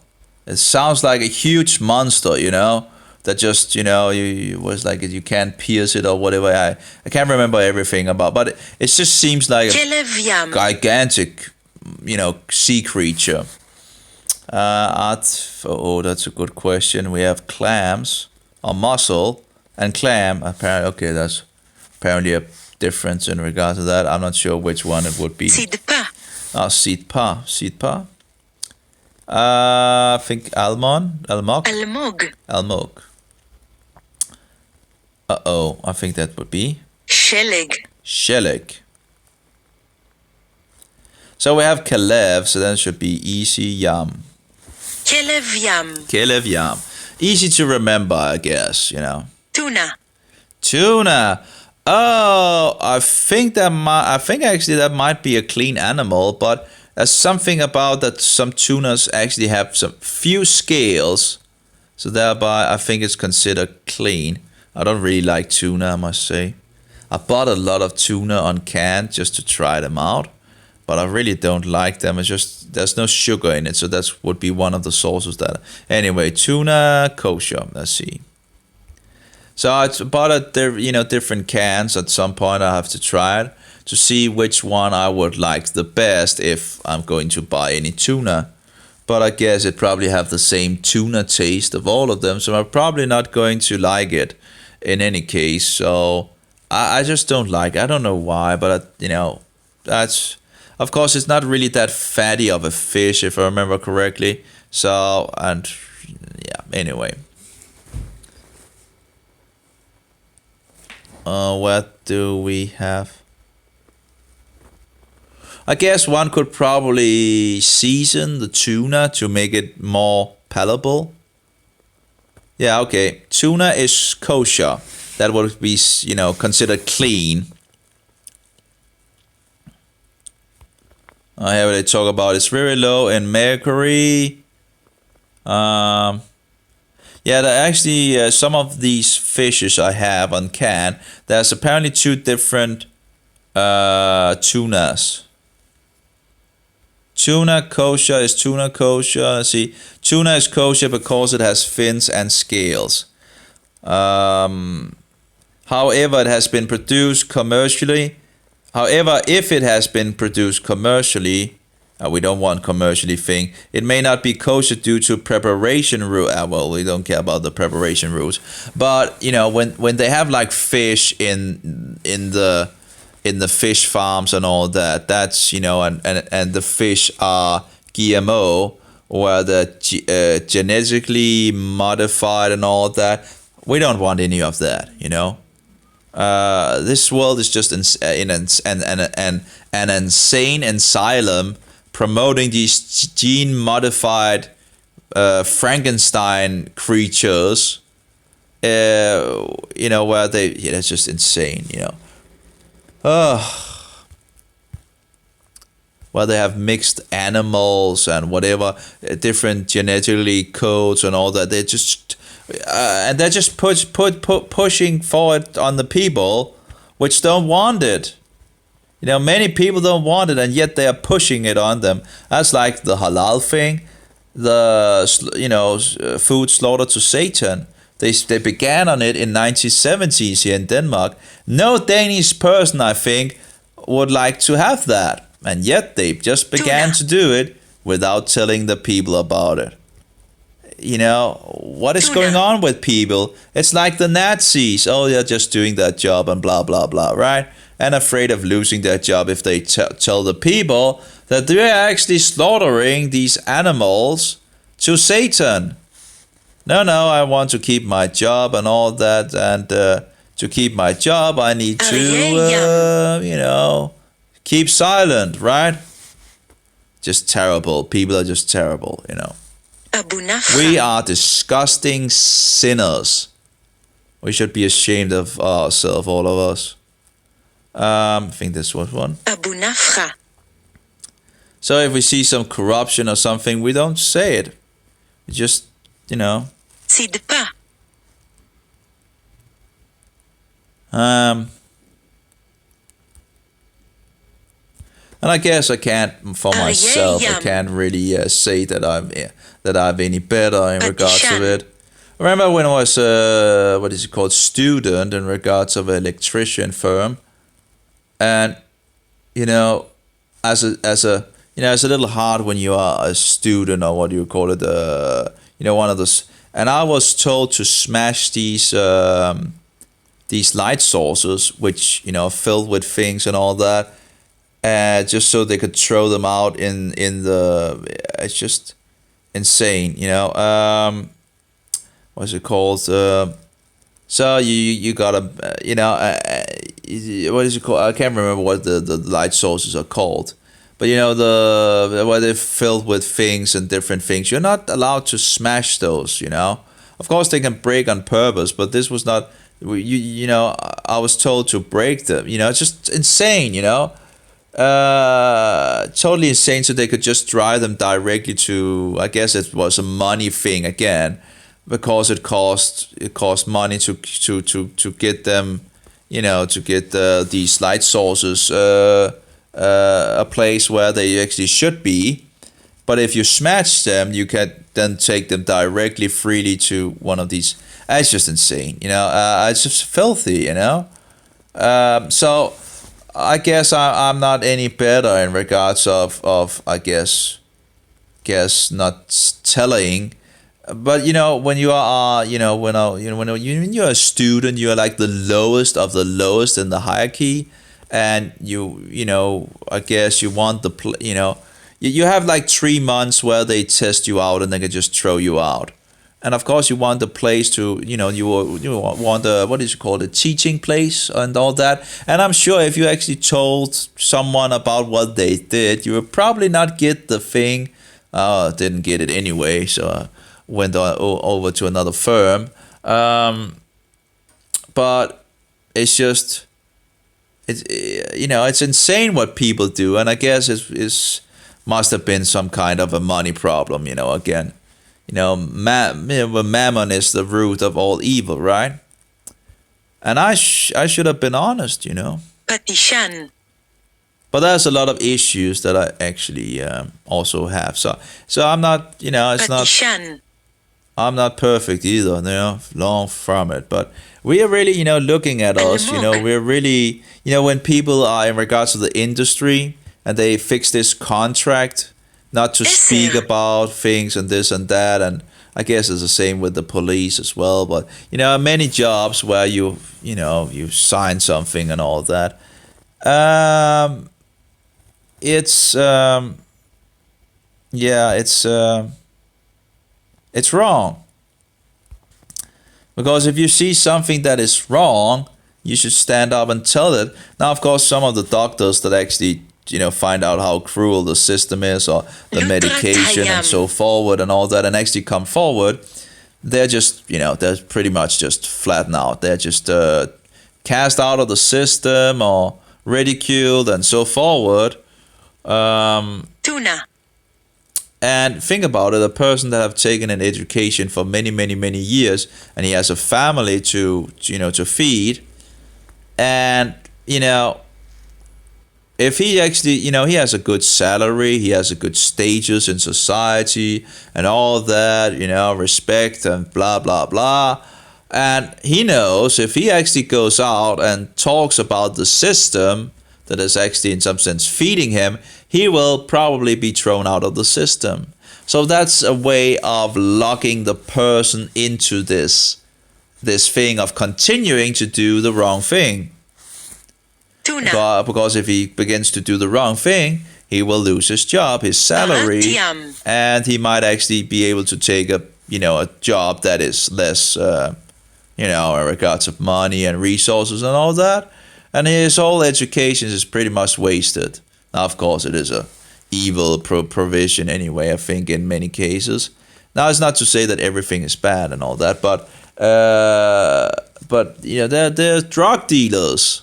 Pretty much drug dealers, you know. What do we have here? Paratiam. Manatee, but of course that would be considered unclean as well. But at least we have had one clean. But I think there has been some discussion in regards to the tuna, because it doesn't have that many scales on it, but it does have some scales. So I think I guess there's different species of it, and some may actually have more scales or something like that. I haven't checked up on it, but apparently considered clean. There's also discussions in regards of duck being clean, but I've looked into the sources. It seems like the Jewish sources, it goes in the direction of actually being clean. So I've accepted that as at least. I looked at different document where they collected a lot of things together, and I think actually it was on another topic. But then they had some of these sources and in regards of what was clean and all that. And so I'm like, if they actually thought it was clean, it must have been clean, you know. So that was my conclusion. I remember. So. צדפה.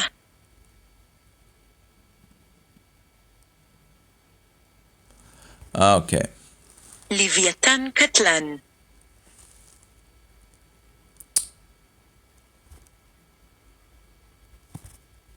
Had another episode, which, you know, I remember. But again, you know, I have a lot of things to actually do. What shall we say? I have some things that I have some things I should get in work, or what do we call it? That boggles my mind, I guess. Let's see here. What could this be? This one, maybe? No. לוטרת הים. Lutrat Hayam. Okay, yeah. אני דג. Ani dag. Okay, I fish. It's been a long time since I fished. You know, when I was a vegetarian and all that, I gave all my rods away and all that. And of course, now I'm not a vegetarian anymore, but I thought I would, you know, never become a meat eater again. But here I am. So I gave all my טונה. rods away because, you know, it's sad for the fish and blah blah blah. טונה. Which I probably shouldn't have done, because, you know, I would have liked actually to go fishing again. You know, it's a, you know, it's a relaxing to go out at the sea and, you know, just cast some rod and all that, and then you get some good food as well. Ima. אמא. So, but anyway, that's how it goes, I guess, sometime. Ani dag. And dag is the word for fish, so I fish. Yeah, okay. אני מתרומם. What's that? Ani metro. I rise. What does that to do with anything in regards of אני מתרומם. that's, you know, what that has to do with anything in regards of sea animals? אני מתרומם. Oh no. But it seems like we also have actually fixed all the animals, so maybe that's why it actually. We have an auger. Oh, there we go with the hand again. I guess it must be in regards to the beginner thing. אני דג. פטישן. Patishan. So what did we have? We had one clean animal, right? Yeah, one clean animal of all the animals that was there. That's not many. I have no idea. פרת ים. I got it right anyway. Ani metra, something like that. אני מתרומם. I wonder if it actually would added words still, even if we have all the words fixed. I wouldn't think so, but חסילון. that's toad. תות. So in regards of was a student or something like that. In regards of you know, that's one episode and I don't know what happened with it. But where the customer, I think it was what do you call it? צלופח. It was bad for the customer because there was an error in the house, an electrician error in the house, and the thing is, it was the company's fault. But I'm not so sure. You know, my טריגון. I think he lied to him, you know, because אני דג. and that's not, you know, you know, I was just told to keep my mouth shut, and I was, you know, you're on the lowest level of the hierarchy when you are, you know, what do you call it? But it was very bad because the thing is, the guy has been out and researching for an error, in the house, and he was looking at the different places and all of that, where you have an output, electrician output, and so forward, and different things and here and there, moving things and all that. And then after the break, we had a break, and he had another guy with him, and I went with him, the next time, which apparently changed. Not sure why he didn't get the other guy with, but anyway, I went along and I looked at it and I found the problem pretty quickly, actually. And it was in the, what is it called? It was in the, what is it called in English? The tablet or something like that, where you have all the groups and all that. I'm not sure what it's called in English. We didn't really have that many English words in regards of, didn't we have English in school? I think we actually had. We should have learned a lot of these electrician expressions. I don't really remember that we did. Anyway, the problem was the earth was fixed on the wrong side of the what is that called in English again? I don't know why did I skip English or something like that? Because I remember we had some kind of English, I think. But why wouldn't it actually have been focused on the electrician words? Yeah, I don't know. But most of it, of course, we made in Danish. But I would have thought that but I don't really. There's a lot of English words I don't know. I would have to look up to actually Anyway, so I don't know if the customer actually got a bill for. But it was our fault. It was one of our electricians that actually made the mistake, and that was why the thing was, was springing all the time.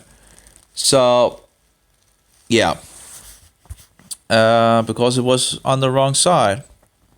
So, yeah, it just did its job and fixed. But in any case, it's just I hope he didn't get a bill for it, but there's a chance that he did. But of course, being a student and all that, or whatever it's called, at the disciple or discipleship on the, you don't have much to say at that point.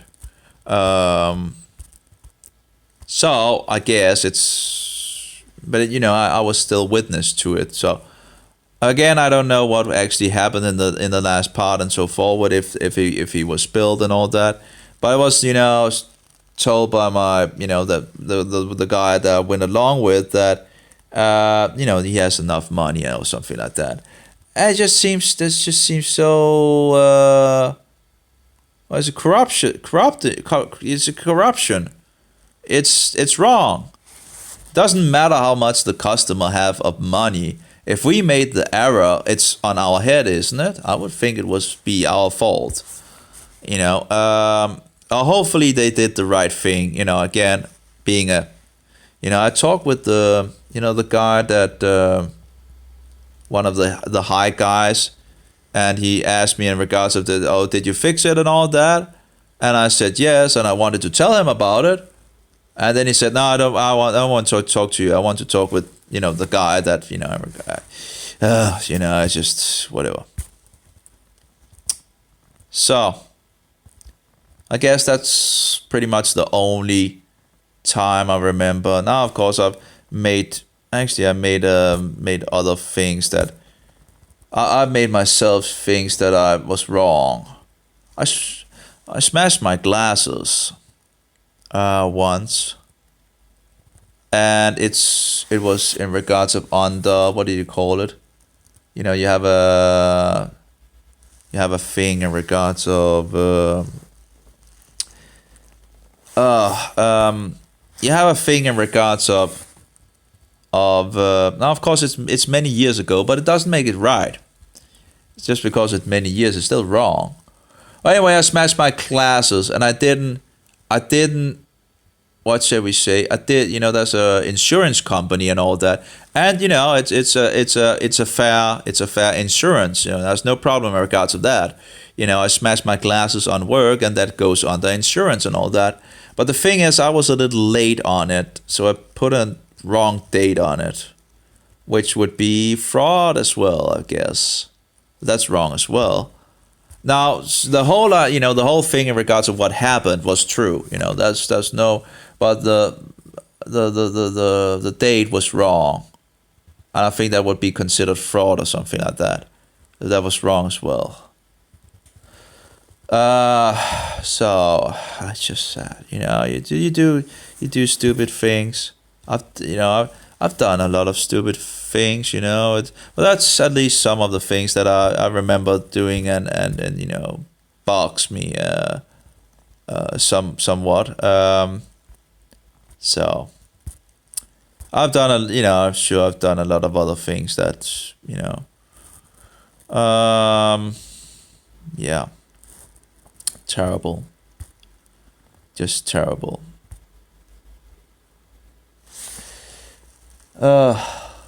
Yeah, but the thing is, looking at, it's easy to, a lot of other, it's easy to look at others, seeing their issues, but then looking yourself in the mirror and actually, oops, I did this, and oops, that's not so good, and that's not so good, and so, I guess you have to fix yourself first, But again, as a society, we just see all these corruptions and all that. But again, it doesn't really make it, just because everybody does it, for example, or many people does it, doesn't make it right, It's the same thing with lying. Just because 95% of the people think it's okay to lie a little lie here and there and all that, doesn't make it okay, And actually, there was a science article on that, that we 13 times a day was the standard of lying. So 30 times a week we lie. That was in English. Let's see if we can find it.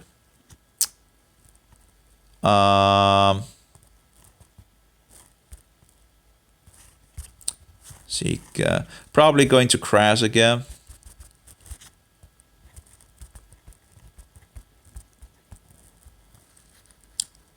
Yep, it always does it, off, So I don't know what is wrong with the program again, but I have tried to. Maybe I should try to write again to him, but I don't think it will work. It doesn't seem like the program has been updated in ages or something like that. The average of people lying is 30 times a week. I think it was. That's a lot. 30 times a week we lie at the average. That's a lot of lies. So there was a science article on that. Again, these science magazines just promoting evolution and all that. That's not to say that everything is bad in the science magazine. You just have to divide what is true with what is lies, and deceptions in regards of pagan evolution. Anyway, let's go back here to drops. So we got all through this. Did I close it down or something like that? It seems like it's starting up again. Okay, so let's just also fix it to mediate. There we go. Again, I still don't know. Maybe it makes the hand come less. That would be nice. And here you can see Monday, Tuesday, Wednesday, Tuesday, Friday, Sunday. Saturday, Sunday. And they got it wrong. Because Sunday should have been the first day. I should probably tell them that as well. The first day of the week is Saturday, or at least it's much closer than Monday. It is from Friday sundown to Saturday sundown. So it's most of the day of Saturday. So that would be the closest in the pagan satanic calendar, sun calendar. So yeah, always off, male, switch. I'm still not sure in regards to the gender. Is it male or female? Okay, it actually says it's male, it seems. So that's good. Okay. What is it called? The thing here. I'm not sure what it's called, but it seems like it's okay. We got it right. Community, there's help. Maybe there's some support thing in regards to the button doesn't really work. Community works, but help. Maybe it's my ad blocker, but no, I don't think so. I think I have tried to actually let's turn it off. By the way, this is I tried different ad blockers. Block This is just the best there is. It's free. It doesn't have any spyware as far as I know. It's open source and all that. The other thing I found was the Blockware of 7, which also worked pretty good, but it has spyware. You know, they I think they sell your things. Just I don't want that. You know, they sell some of the information and all that. So even if it works and it's free and all that, it's not really free because they take your information from you. And again, it doesn't really work. The help thing doesn't work. Yeah, great. And that's the thing with our days updates as well. Updates in our days might fix new features, which you might not even like. And of course, with updates, usually also comes issues. It's not like in the old days where an update was just an update to actually just fix things. As you can see, it doesn't work. Anyway, let's go. So, about, drinking, selling booze, different kinds of paganism, movies about pagan stuff, witchcraft and whatever, gambling, promoting drinking, promoting lewdness, promoting witchcraft, promoting all these things. It's just I can't remember everything, but there's a lot of things that's just I don't want to be subjected to that. Go away with that crap. Don't fill the toilet with crap. Maybe I shouldn't use that expression. I don't know, but it's just you get tired of it. Anyway, so we have it on intermediate now. I still don't understand why they don't have Greek. Greek would be one of these languages that would be pretty, and that would be a language that would be of interest of mine as well in regards of biblical, and having something to practice in Greek and all that. Of course, still I have the other program that I can, so it's not a bad, just would be a nice addition, It would be something that I could probably use a little, So we have pets, insects, animals, outdoor plants, weather, flowers. We have wild animals and more wild animals. We have birds. Birds might be interesting. We don't really have many more fish. There was one fish that is not unclean. Where's all the other fish that is clean? One fish, a tuna. What about all the others? Oh, we apparently know. Apparently only the unclean things, Maybe they are placed somewhere else or something like that. But, I'd rather want to learn about the clean fish, because those are the ones that, I want to buy. So what do we have here? Oh, we still have that stupid hand. Birdhouse. Shuvach. So a birdhouse, apparently. Shuvach. Colibri. Colibri. That sounds a little like English. Colibri.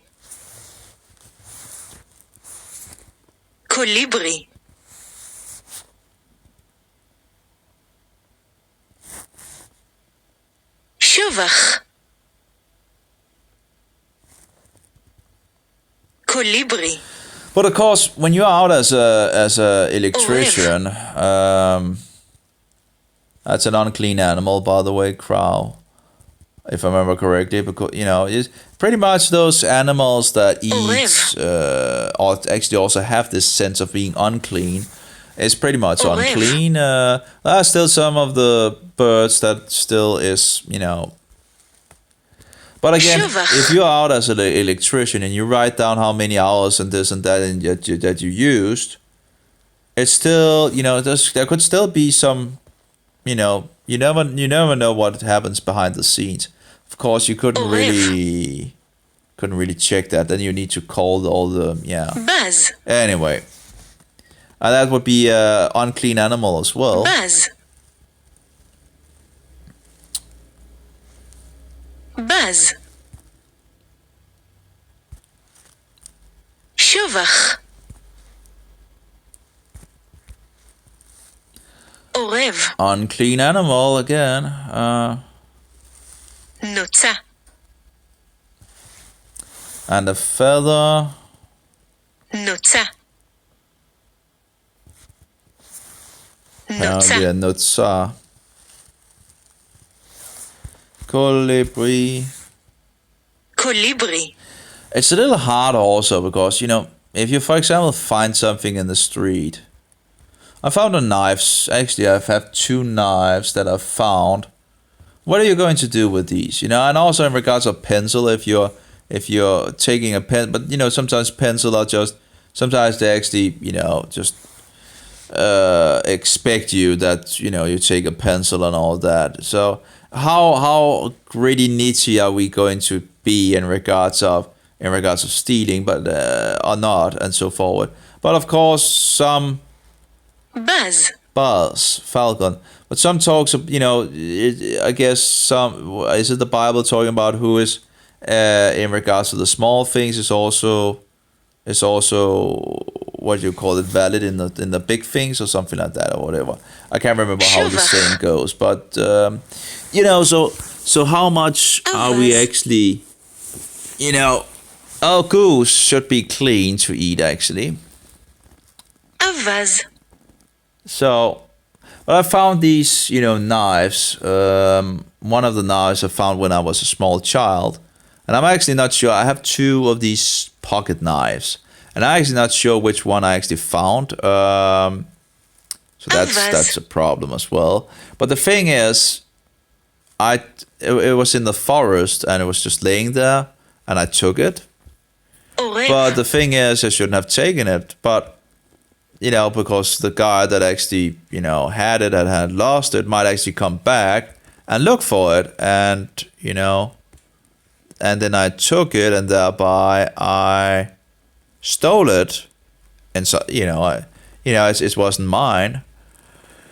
So even if, let's say it was there and it was, he forgot, he didn't, it would still be wrong to take it, wouldn't it? Even if it just lay there, even if it was raining and destroying it and rusting up and so forward, wouldn't it be wrong to then take it? What would you do with, it's probably not the most expensive thing. I know, it's probably maybe 100 kroner or something like that. Maybe you got it for free, these small, it was just a small pocket knife, but then again, maybe sometimes a person would just lay something for others to take, how would you know how that, some people would, when they have something that they don't really use and all that, and maybe some other, but of course, usually they actually maybe write it. Well, that's not always the case, actually. Now, when people, for example, set trash out or set things outside, it's not always fixing a sticker on it, if it's actually, but usually people, are setting them outside for other people to take or for the trash man to take away. נוצה. But as long as there's not any note on it, I guess still we know. I guess I'm overthinking things, I guess. נוצה. בז. אווז. But some place a thing and says, yeah, you can just take it and all that. But let's say you just put it outside just to put it outside, and then someone would run away with it because he would thinking, oh, he's setting it out for trash. But what if you didn't set it out for trash? Let's say you just needed to put, had some things out and you're waiting for a car to take it along or something like that, and you're beginning to set things out, and then you come out and someone have taken some of your things because they thought you were just setting it out for trash. It's yeah. יען. Ostrich. יען. I don't know. It's I think ostrich is actually a clean animal. I'm not entirely sure. As we could actually check that. Ostrich. Kosher. I think it is. I think I actually also have tasted ostrich. No, that was. I think actually that was. I can't remember what it was called, but the goggly or goggly. What is it? Google or goggle. I'm not sure what it's called.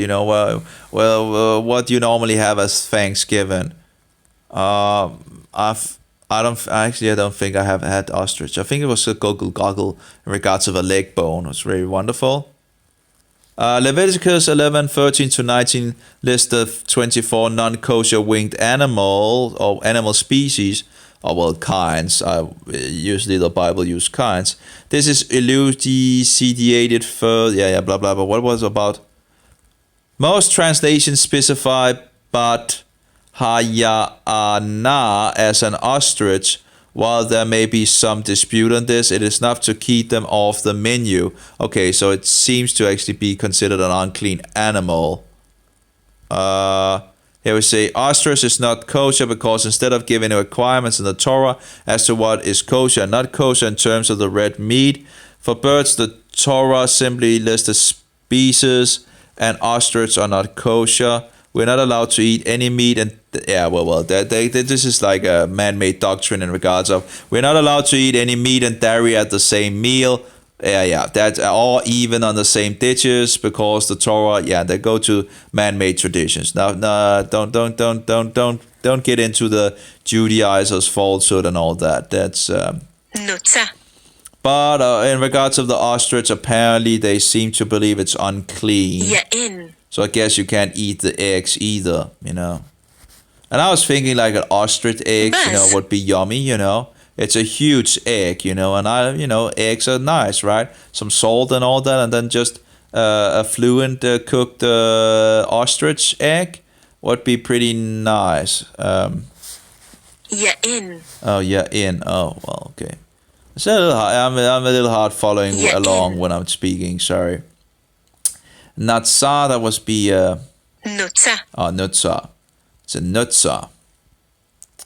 ינשוף, That's an unclean animal as well.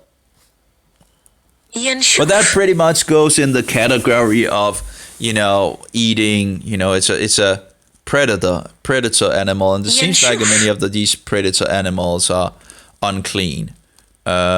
Which way are we going? Something, whatever. Don't know. עורב, Orev, a crow. So it seems like clean animals are pretty much those that eat, good things, I guess. So let's see. We have this one, and we have יין, this one, and this. Shuvach. This is בז, the falcon is a predator animal, and that's pretty much. And this one is clean. That would be the goose. And we have the. I think the goose is clean. I'm pretty sure it was. Yeah, let's just check. Goose kosher. I'm pretty sure it's clean. Could be wrong, but even if there's some things that you still have a great variety of things to eat. So when people like saying what to eat and all that, well, there's a lot of things. Oh, it actually says here that goose is not kosher. Why would it not be kosher? Maybe there's a dispute on it because here it talks about read the kosher goose discussion from Crowhound Kosher Food Community, which again, dog. There's a discussion if dog is kosher or not. And again, the sources I saw from Jewish sources seem to validate that it's actually kosher. There's like old sources from old time. Again, I don't have the material that I read, and I can't remember what I read about. But again, I struck into this, and I was like, okay, it must be kosher then, clean. So let's see in regards of the goose, find goose. But anyway, of course, if you are, what shall we say? Oh, here we say, yes, geese are kosher animals, but only some species of goose, not all. That seems weird because he's talking about kinds, so I would think that all goose. If goose are kosher, they should be kosher. I would also think they would be kosher or clean, but, and if they're considered like in the same as, as ducks and maybe also swans, but actually some translations actually talks about swans being unclean, but again, sometimes the translators are not correct, and that's, we know more today than we know, like the King James Version have, I think that talks about swans and all that. And that might not be the right translation. I haven't, again, there's something I'm looking into, and that's one of the reasons I want to learn a little about the animals here. And then read the places in regards to these things in Hebrew to see what they use of words, and then try to link the things to get the correct animals. But there are things that we absolutely know for certain that is okay. Goat, lamb, and cow, totally fine. No problem there. And that's already, there's a lot of different kind of meats on these animals. So anyway, so we have a no from the first link, and we have a yes from the. I think it would be a yes. I don't see the reason why a goose should be unclean. Or what do goose eat? It doesn't seem unclean to me in any case. I don't know what is, but it doesn't really, it doesn't really send the signal of being unclean. Anyway, I could be wrong, but examples of kosher birds include the domestic species of chickens, and they also have ducks and geese, turkeys, and pigeons. Oh, that was called turkeys, those that, you can get a turkey. It was really hard to find something that might not have been halal slaughtered.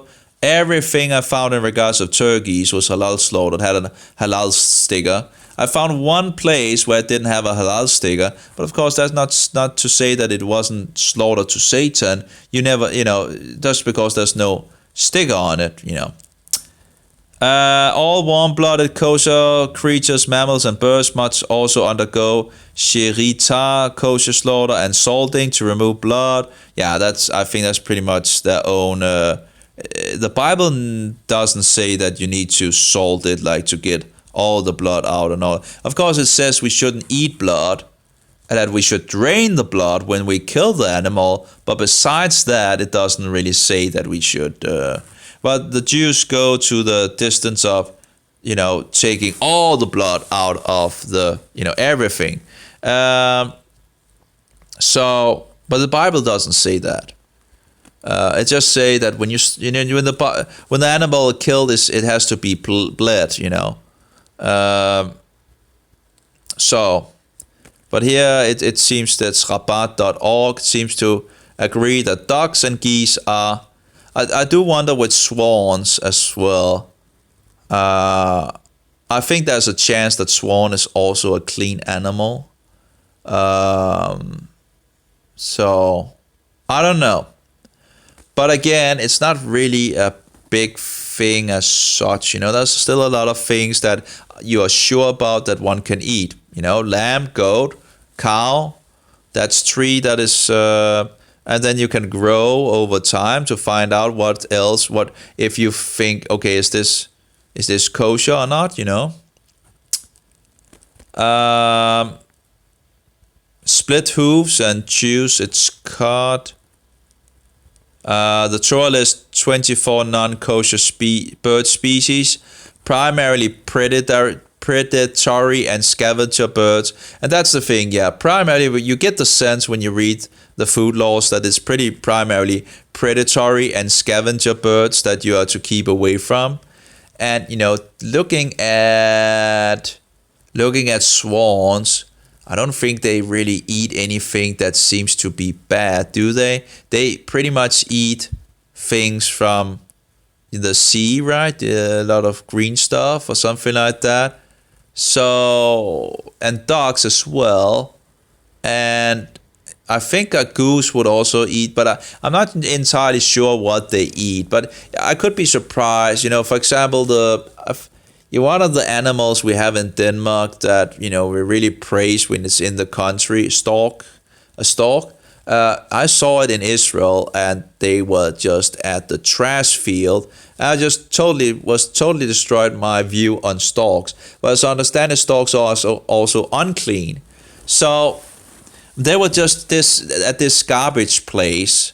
I don't think you would see any swans or ducks or goose at trash fields,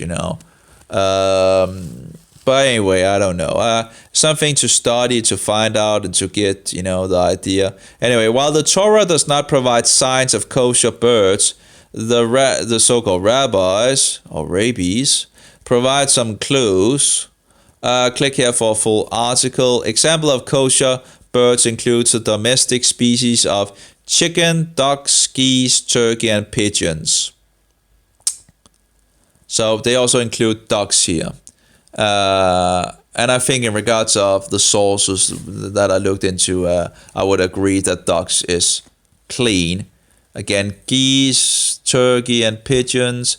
And pigeons as well, there's not that much to eat on a pigeon. But, I tried it, and it's actually pretty filling, even if it's a small bird. The problem, I guess, with it is there is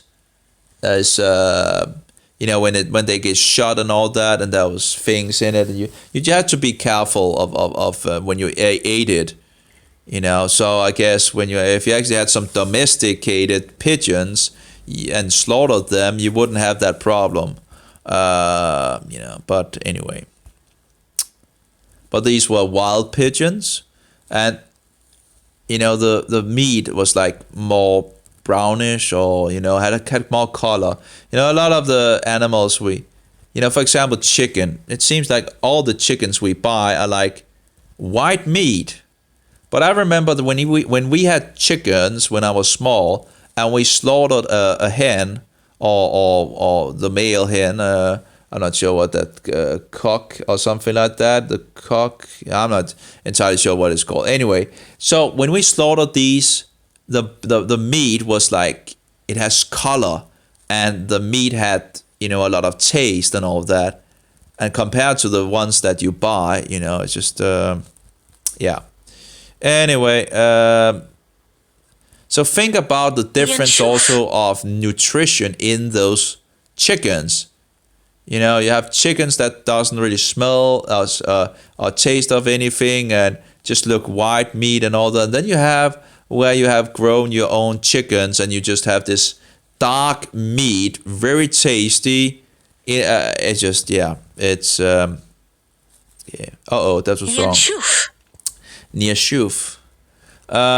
So is there a difference in regards to the meat in the supermarket compared to the things that you grow yourself? I would think so. Buzz. At least it seems to taste different. The texture is different. The color is different. So you get the. Colibri. Oh, we have some rain again. We actually had ice rain. I actually think parrots is. I think it's actually unclean. I'm not sure why, but I think parrot are considered unclean. Parrot, kosher. Now the Jews also have issues in regards of what is kosher or clean in regards to the grasshoppers or locusts and all that. I don't think it has to be that difficult, It talks about, the locust and grasshoppers in regards to the kind, as far as I can see. But I need to, of course, read the Hebrew. But as far as the translations and all that, it seems to... it doesn't seem to be that difficult, If you can eat this locust and the kinds of it, well, wouldn't it be... Yeah. Wouldn't it be pretty much all of them? Let's see here. If it's actually, what was a parrot? Okay, he says, we can't be sure it's kosher, but at least it's not a carnivore. So again, they are also talking about this carnivore thing and all that. We had, what was it? We have the other, what is here? Regards of carnivore.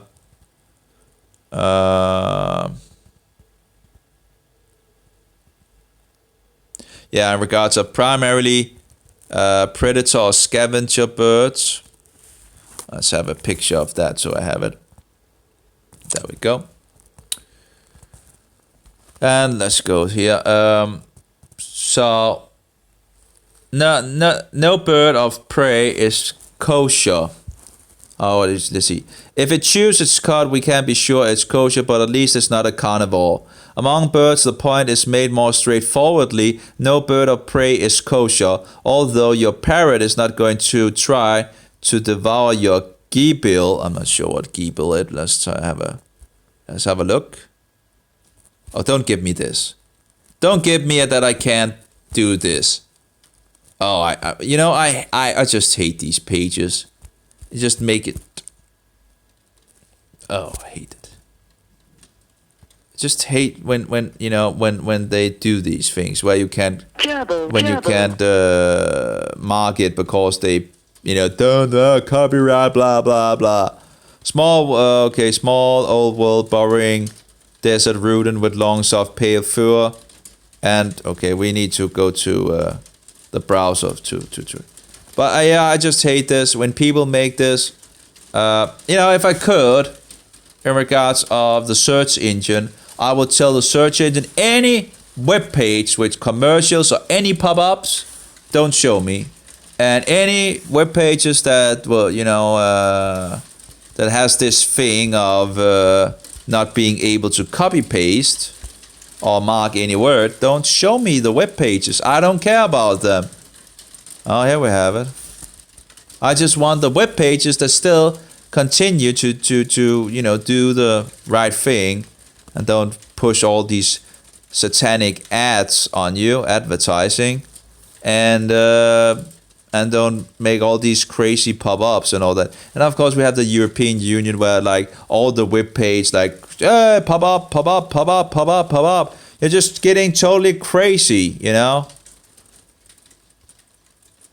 It's just insane. But anyway, it's a rodent of some kind apparently. So the parrot doesn't eat it. No, okay. Let's see here. Among birds, the point is made more straightforwardly. No bird of prey is kosher. Although your parrot is not going to try to devour your gabil, parrots do eat insects, and they are considered birds of prey, so they are not kosher. Well, so they eat insects, so they're not considered kosher. So they can't eat any. Chickens are eating insects as well. So that argument seems to not be totally correct, because if chickens eat insects, well, according to this argument, they wouldn't be kosher. So that doesn't seem to be correct, So,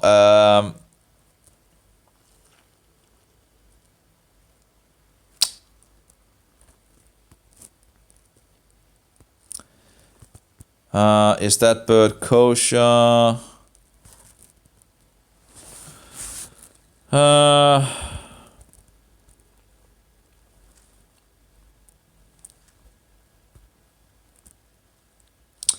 So I'm not entirely sure about that. But anyway, I guess as long as we do our best, and in regards of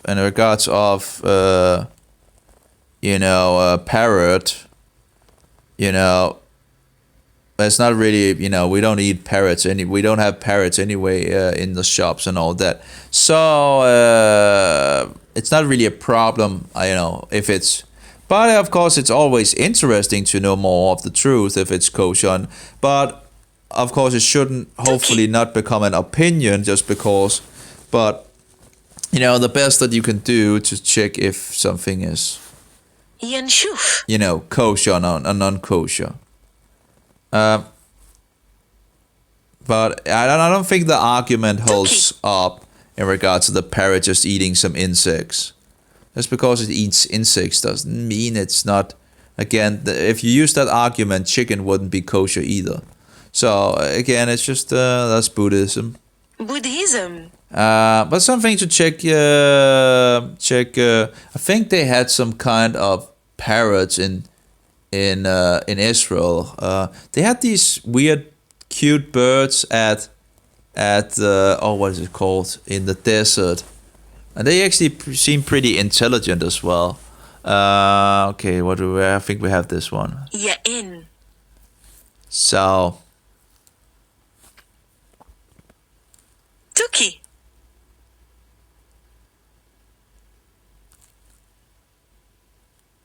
What would that be? Maybe this? No. Avaz. Avas. Avas. Why is there's like there's two vowels in it. Pelican, I think, is considered unclean, but I'm uncertain. Saknai. It is, I think it is eating mostly fish, but Avaz. avas. I do wonder how they get the avas. Saknai. Oh, seknai. Saknai. So, Baz. bus and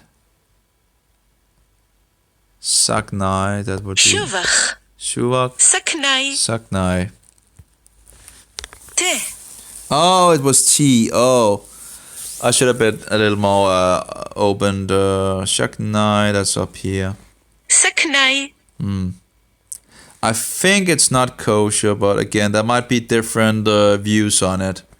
Now, there's different Jews from different parts of the world, and they know different things. Like, for example, some of the societies that were still eating locusts and grasshoppers and all that, they knew something about that. And so you see Jews actually going out to collect these locusts when they come around. Of course, they poison the locust as well. So I guess you have to be careful that you don't get that you don't get some that actually has been poisoned or eaten poisonous food and all that.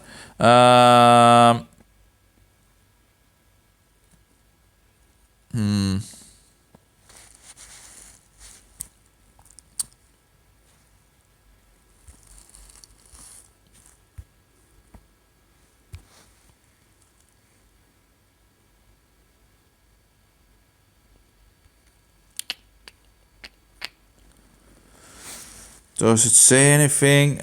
It's considered not to, according to Wikipedia anyway, it's not considered to be kosher. You see, it would be nice if we had Jesus, to just ask.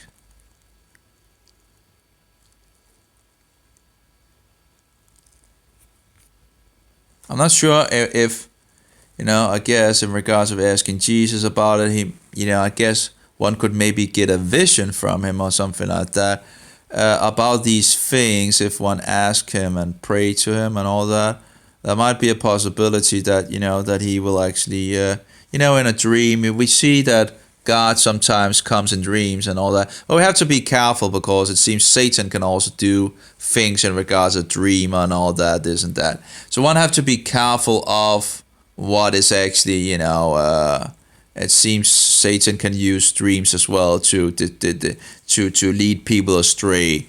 So one have to test whatever is shown. The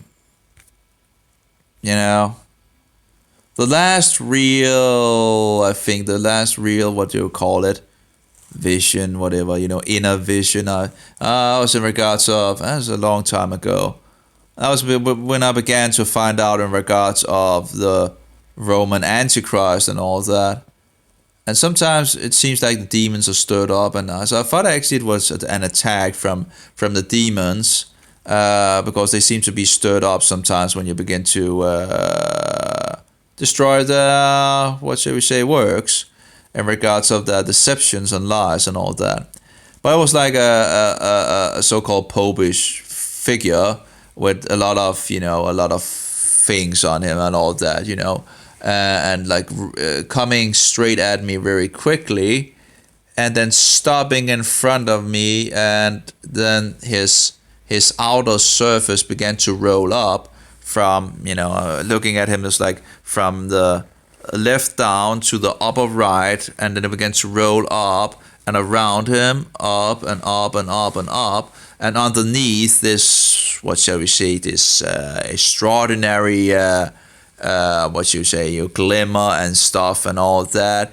There was a skeleton bones beneath it.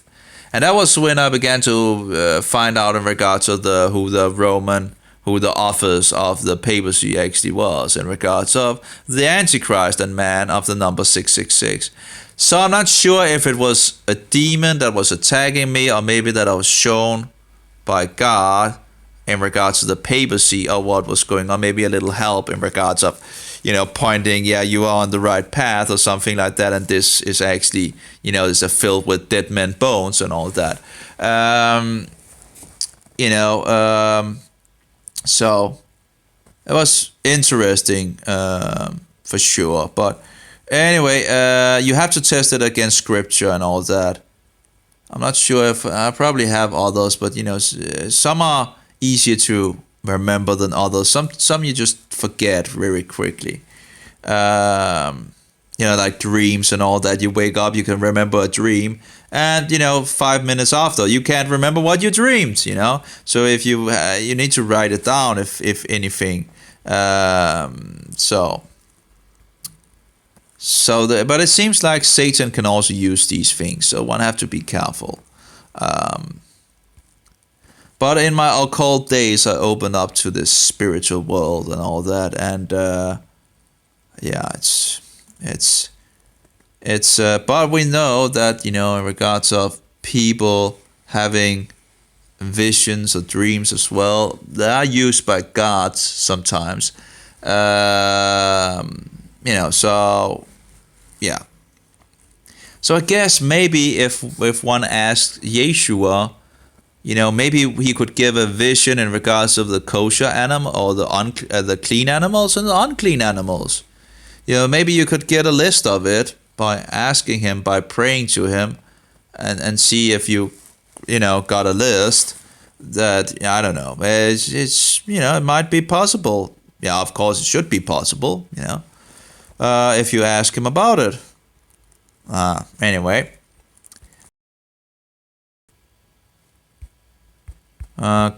Apparently it must be underneath. That's the thing. When they have all these, I think it's annoying because find out in regards of the kosher thing. I think they should do something else.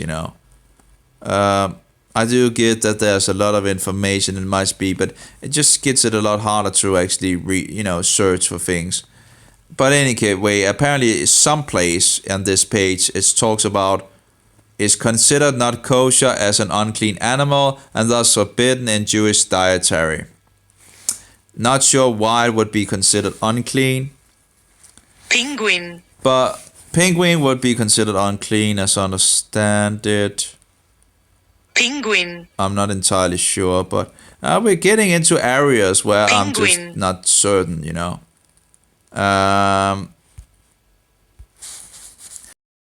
So, well, what's that? Was that this one? Yanshuf.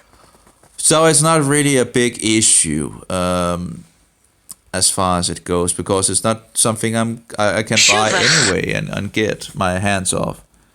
Well, of course, it would be nice, but you never know if you run into it. So. Yanshuf. Tuki. I do wonder about the parrot. Oh, it's a roaster. It's called. Oh yeah. And when you slay the roasters for eating and all that, and again the meat was just so much.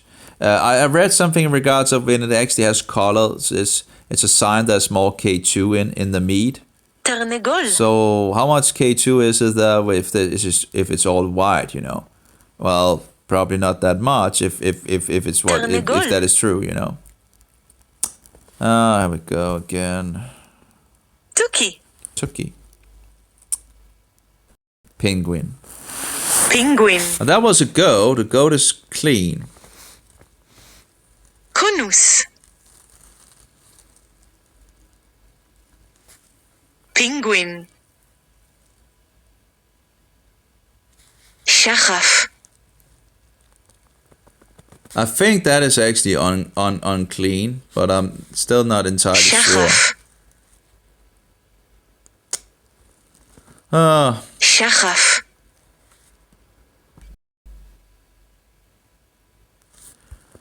Yeah, תוכי. yeah. Oh well. בז. אווז. שובח. Oh, it's like avas. So you have like avas. Usually, oh yeah, avas. Okay. Oh, that was the Leviathan, and I just seems that they got that wrong. If you look in the Bible, and Leviathan. it just seems like a giant monster, you know. פלמינגו. So I'm not. Yeah. Anyway, something to research. פלמינגו. I wonder things that, you know, so wouldn't seem actually to be unclean. Let's see if we can actually find something. Flamingo.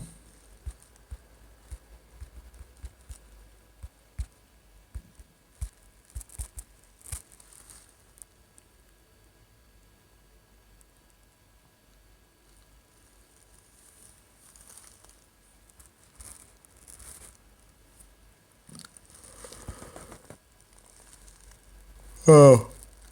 Cool.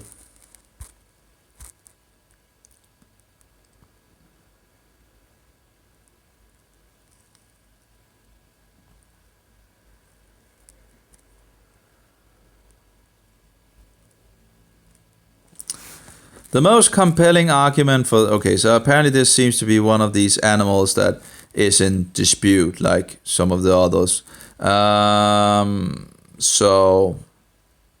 It says, the most compelling argument for the kosher status of flamingo is its diet. And I'm thinking, yeah, the diet is, you know, there's not really anything that it eats of in regards of, you know, it seems to be eating these, what is it called?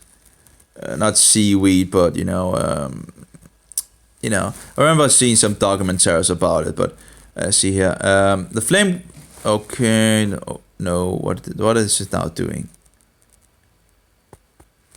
Get back to the page.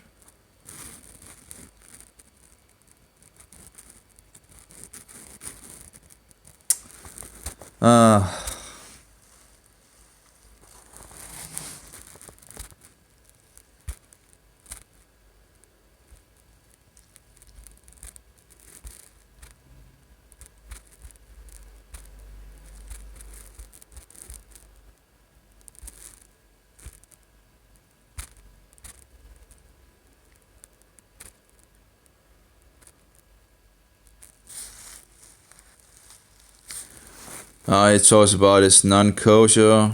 Why would that be? In 1871, Anton Ritchie concluded based on the anatomy of the beak that the flamingo was related to the biblical prohibited and hence non-kosher stork. Here we have then in regards to stork being non-kosher. But the stork, when you see it, you know, it's trash field. It just goes for the trash field. Such a relationship was also suggested by the famous...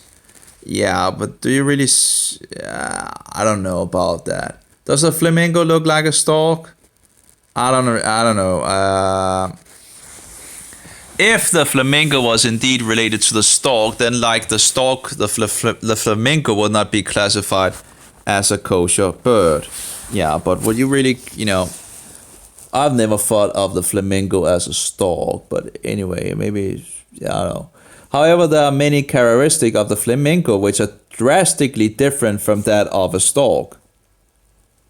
The storks are known to eat fish, frogs, and even small birds. The animals are often aggressively hunted by the storks and plucked from the water individually. And we have problems with the internet apparently. Or maybe it's because of the mobile not being able to follow along. Let's try to do this. See if it makes it better. No. Again, I don't know why the connection shouldn't be good. It's full signal. So full signal is not good enough apparently to get a good connection. I don't know. I think it's more like a problem with the mobile. I am now. I'm getting another. I can't even subscription to another. Maybe they are better, than. I know that I had one subscription before this subscription that I now have that actually could, slow down the download and upload if you were above the the thing of gigabytes. So, but you still had internet, but it was just slowed down really much, Not that was really a big problem anyway. I didn't really feel it. So, anyway, maybe it's just a sign that I need to stop. And we also have talked nearly 3 hours. So maybe I should take a break. And yeah, well, we did a lot of. I'm just continuing to saying this. A full signal. Full signal is not even uploading that much. Full signal and giving me the warning. Giving me the warning that it has problems with the internet. Okay, now it's stopped. See if we can actually see if camera just have an ending on the camera. Here I am. So getting older. Yeah, you see all the lines. Oh well. It's beauty lines. Anyway, so it stopped apparently. That's nice. So we got through a lot of animals in this program, and that was actually nice, I guess. It made it also a little more fun to actually have looking into clean and unclean animals. As you can see, there's some of the things that I'm uncertain about in regards of clean and unclean, and I'm not the only one. It seems some of the animals people are discussing, but I guess that's nice, where we have all the Jews coming home to Israel, and you get different knowledge from the different groups because they might have had another diet thing and all that, and and kept this information. So of course, it would be interesting to talk to different Jewish groups, and talk how they view it and this and that, and try to fix it, and of course in regards to the translation, to translate it correctly. Now, first thing in regards to the translation, you would take all the words that you know to be correct or not disputed and translate those, and then you would have the words that or the animals that you might have a little more concern about, and you would need to do some study on that and try to get it correctly, but that's not to say that you won't make some kind of mistake. That's, for example, the King James Version. They might not have had access to all the information that we have today, and in regards of a stroke on the fingers, or in regards of the keyboard, you could actually get a hold on Jews and talk to them and all that, or call them up or whatever, So yeah. So they might have so they try to do the best that they could at 1611 or something like that they could. It would actually be interesting to see some of the Greek translations, and maybe the Aramaic could actually also help, if they actually know the animals in regards to the Aramaic, that could maybe help in regards to the list as well, because the Aramaic was translated around 100 AD, and they might have known these things, So if you have, they translated this in the Greek, They translate this in the Aramaic, and we have the Hebrew here. Do they what shall we say, agree with one another? And you could probably look at other translations as well, because they might have, it might have been something they just knew at that point, that might not have been any problem 2,000 years. But again, if you can find, for example, a word in the Greek, in the Aramaic, and the Masoretic text or the Hebrew, and you can get it to agree. Of course, you could also ask the Samaritans in regards to some of these things and see what they knew. They might have some information as well, some old law. I think it's called law, a lot of truth. Yeah. Anyway, have a good one, all of you. I'll take a break. I'll go out and look at my slow cooker. I have water in it. It's on. I think it's on warm mode at the moment, or maybe it's closed down. I don't know. It's like running 12 hours. After the 4 hours, it goes into this mode of 12 hours. At least that's what I can see at the moment. I guess it's maybe not that usual that you would actually have it running like that. But for example, if you're making a broth, you can have it running for a long time, like up to 3 days, I think it is. Let me see if I can remember. A broth for fish is like 20 minutes. A broth for, of course, the bones and all that, and get all of the things out. And that would be a little hard if it just stops, after, actually first it cooks it like, I think it's like 12 hours you have maximum. And then it goes to warm mode. So that's not really good. But again, it was cheap, at least compared to the other slow cookers. And I just wanted to, try it out to see if it's anything that I can use.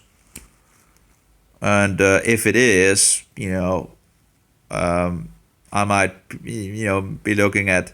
But of course, then I have an idea of what I want. If I put a chicken down in it or something like that. I'm not sure if it's possible with this one. It was even one of the biggest one that it seems you could get in regards of liters. There are some that are like squares, but they were a lot more expensive. And again, it's so I'll try this. See how it works. At least still, 12 hours is enough to, do a whole day nearly. And then the meal is prepared or should be ready when for example, if you go out for the day, come home, the meal should be ready to eat, So that should be enough. But of course, if you're making a meal, you might not actually give, probably might not give, you might use less hours. I tried making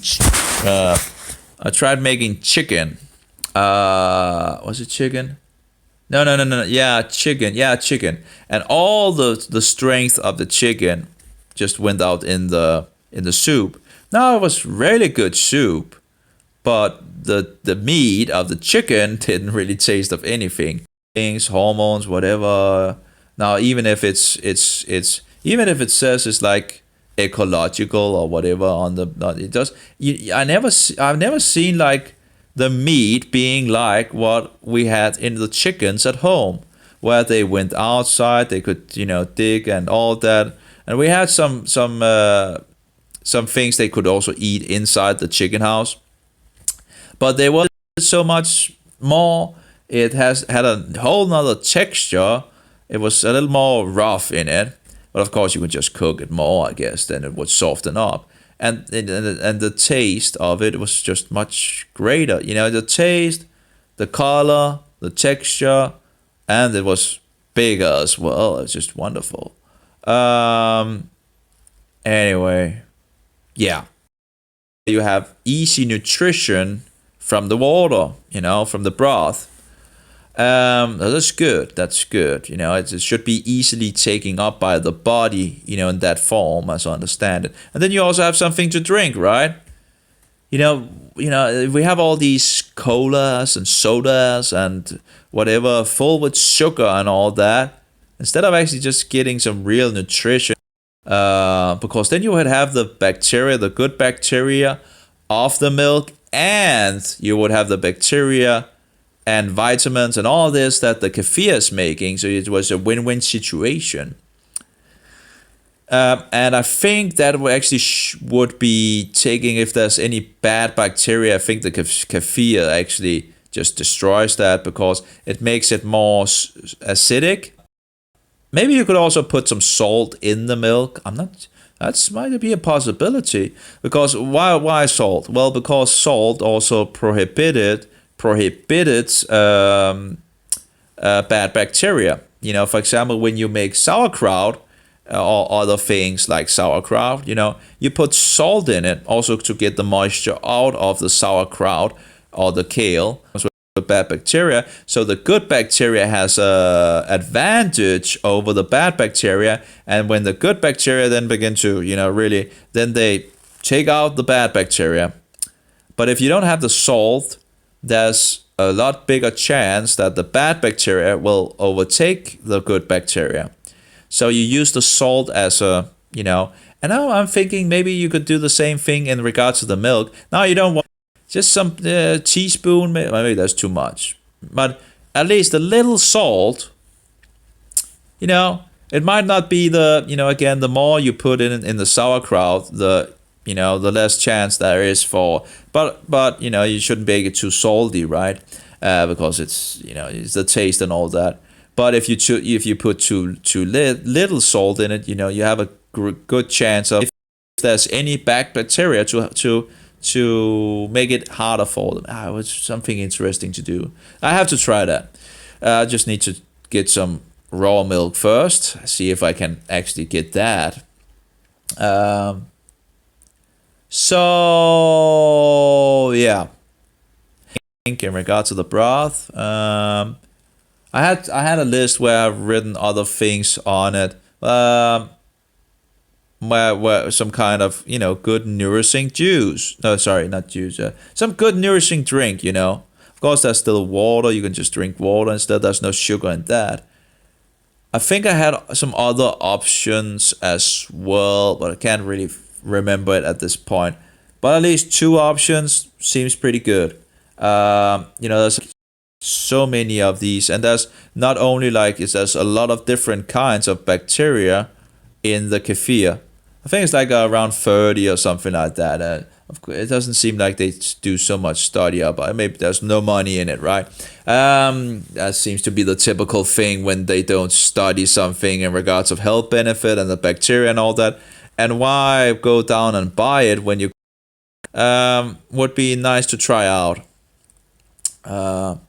Some say goat milk is actually better than cow milk, also in regards of nutrition-wise.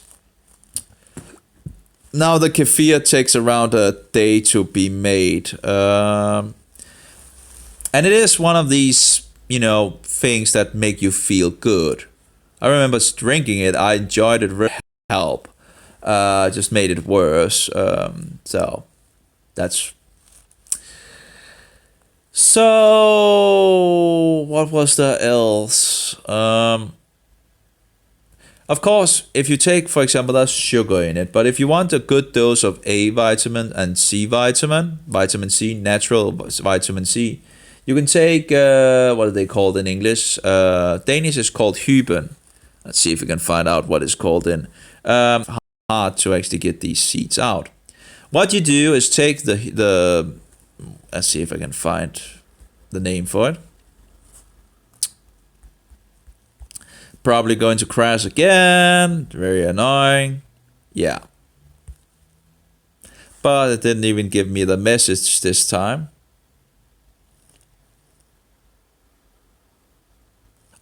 Oh yeah, rose hives.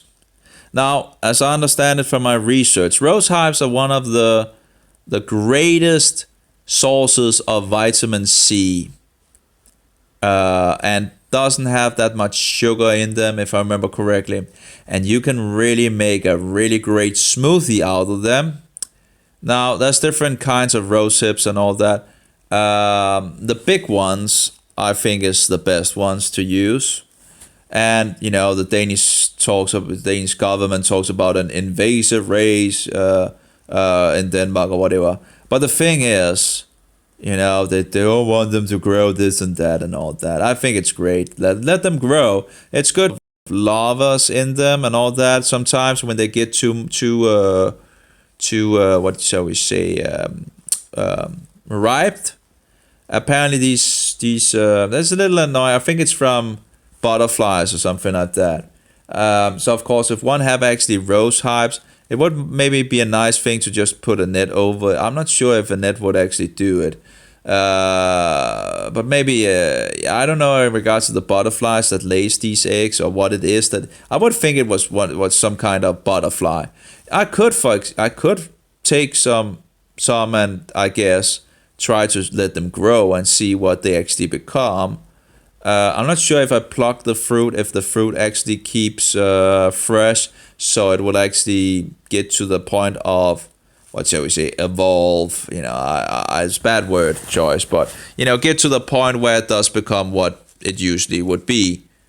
I'm of course not sure if it actually becomes at that point. I don't know what is, but in any case, if you could fix it with a net, that would be nice. Not having these things in it.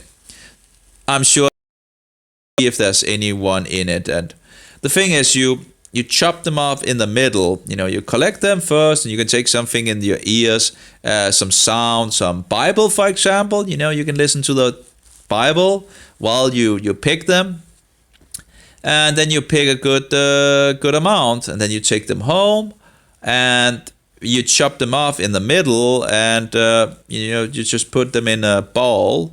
And when you chop enough up, you have your blender. You put it too long. When you do that, the seeds, because of the water, the thing is the seeds float. So when the blender destroys the fruit and spits out the seeds flow on top. And what you can do is then take all the seeds by the hand, for example, or maybe if you have like you can just scoop them up. And in any case, you take them off and you just begin to blend. And when you got most of it out, you just make a full blend. And you get a good smoothie out of that, full with vitamin C and vitamin A. But it's in regards to vitamin A, it's a version where the body, if the body lacks addition of vitamin A, that is, the body just, if it needs something, it's a stage of vitamin A where it can change itself to the thing that's normally in liver, as I understand it. The thing is, when you can eat too much liver because there's too much vitamin A, because it is this form of vitamin A that has already been fixed, where in the rose hive, it's the vitamin, I think it's called vitamin A poison and all that. You will feel, if you eat too much liver, you will feel it, you will begin to feel not so good, but it's not something that have killed me or anything like that. But I know when I've taken, when I've eaten too much liver, sometimes you can feel it, that, maybe I ate too much here. But anyway, so when you eat rose hives, it doesn't matter how. So there's no problem in drinking too much, as far as I know. So you get a boost of vitamin C, a source that is just loaded with natural vitamin C. Now, it's always good to get the natural form of things. And then you also get a lot of vitamin A. Of course, there's some color, I guess, things in it, flavonoids or whatever in the Denmark, and they want to cut them down. It seems like every time there's something free and good and all that, the government comes and cuts it down, or people cut, they just, it's insane, why not have trees that actually makes food for the people to go out and take for free? Oh, we can't have that. People need these frozen but you need to be a company to buy. Of course, I could try to call them and see if I could make a deal or something like that. So you would, the problem is there's sugar in it, and try to stay away from sugar. But as far as my research, if you want natural source of vitamin C, doesn't have too much sugar in it. But as my research goes, it is the highest source of vitamin C. We would like, vitamin C is an antioxidant, and that's, is pretty good, Let's see, what was it called? Rose hips.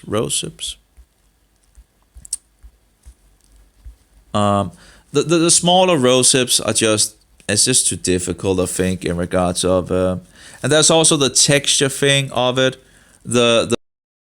Anyway, let's see here. Sugar. Oh. Not sure if you actually freeze, if it actually helps break down. Maybe I don't know.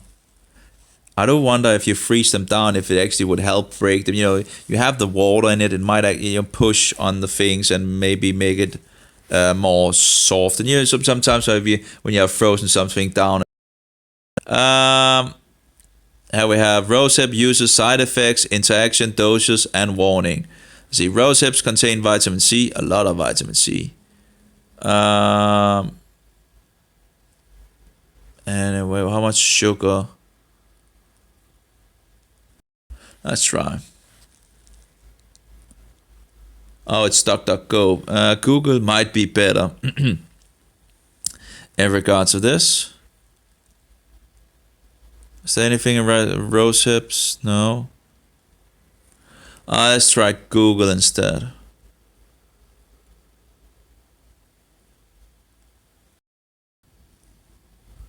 Cut and Google.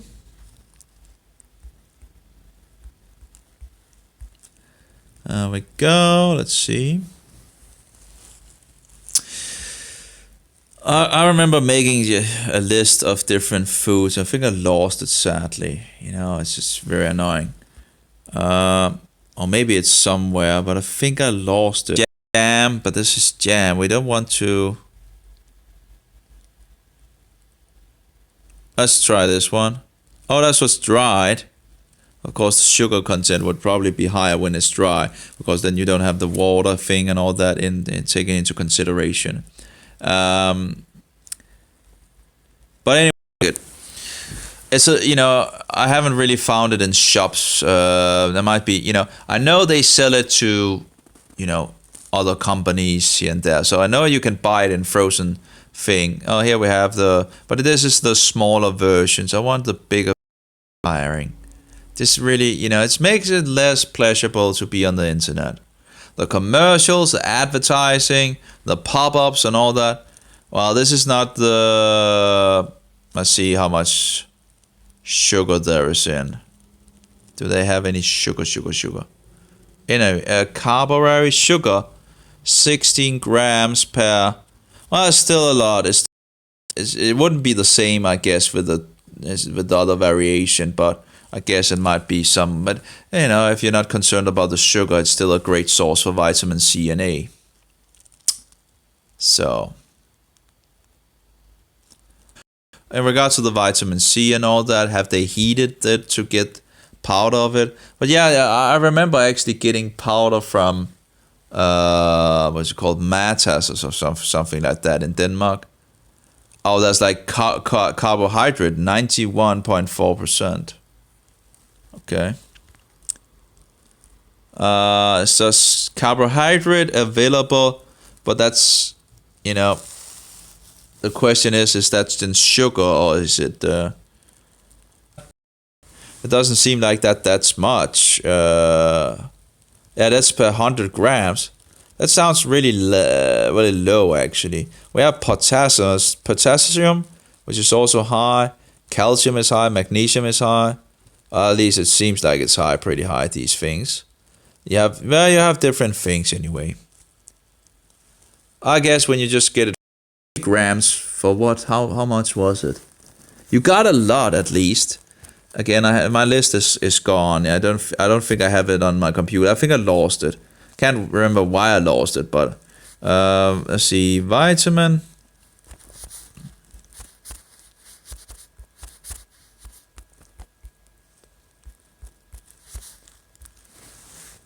How much?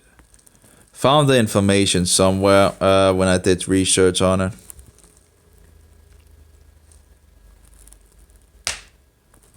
Ouch.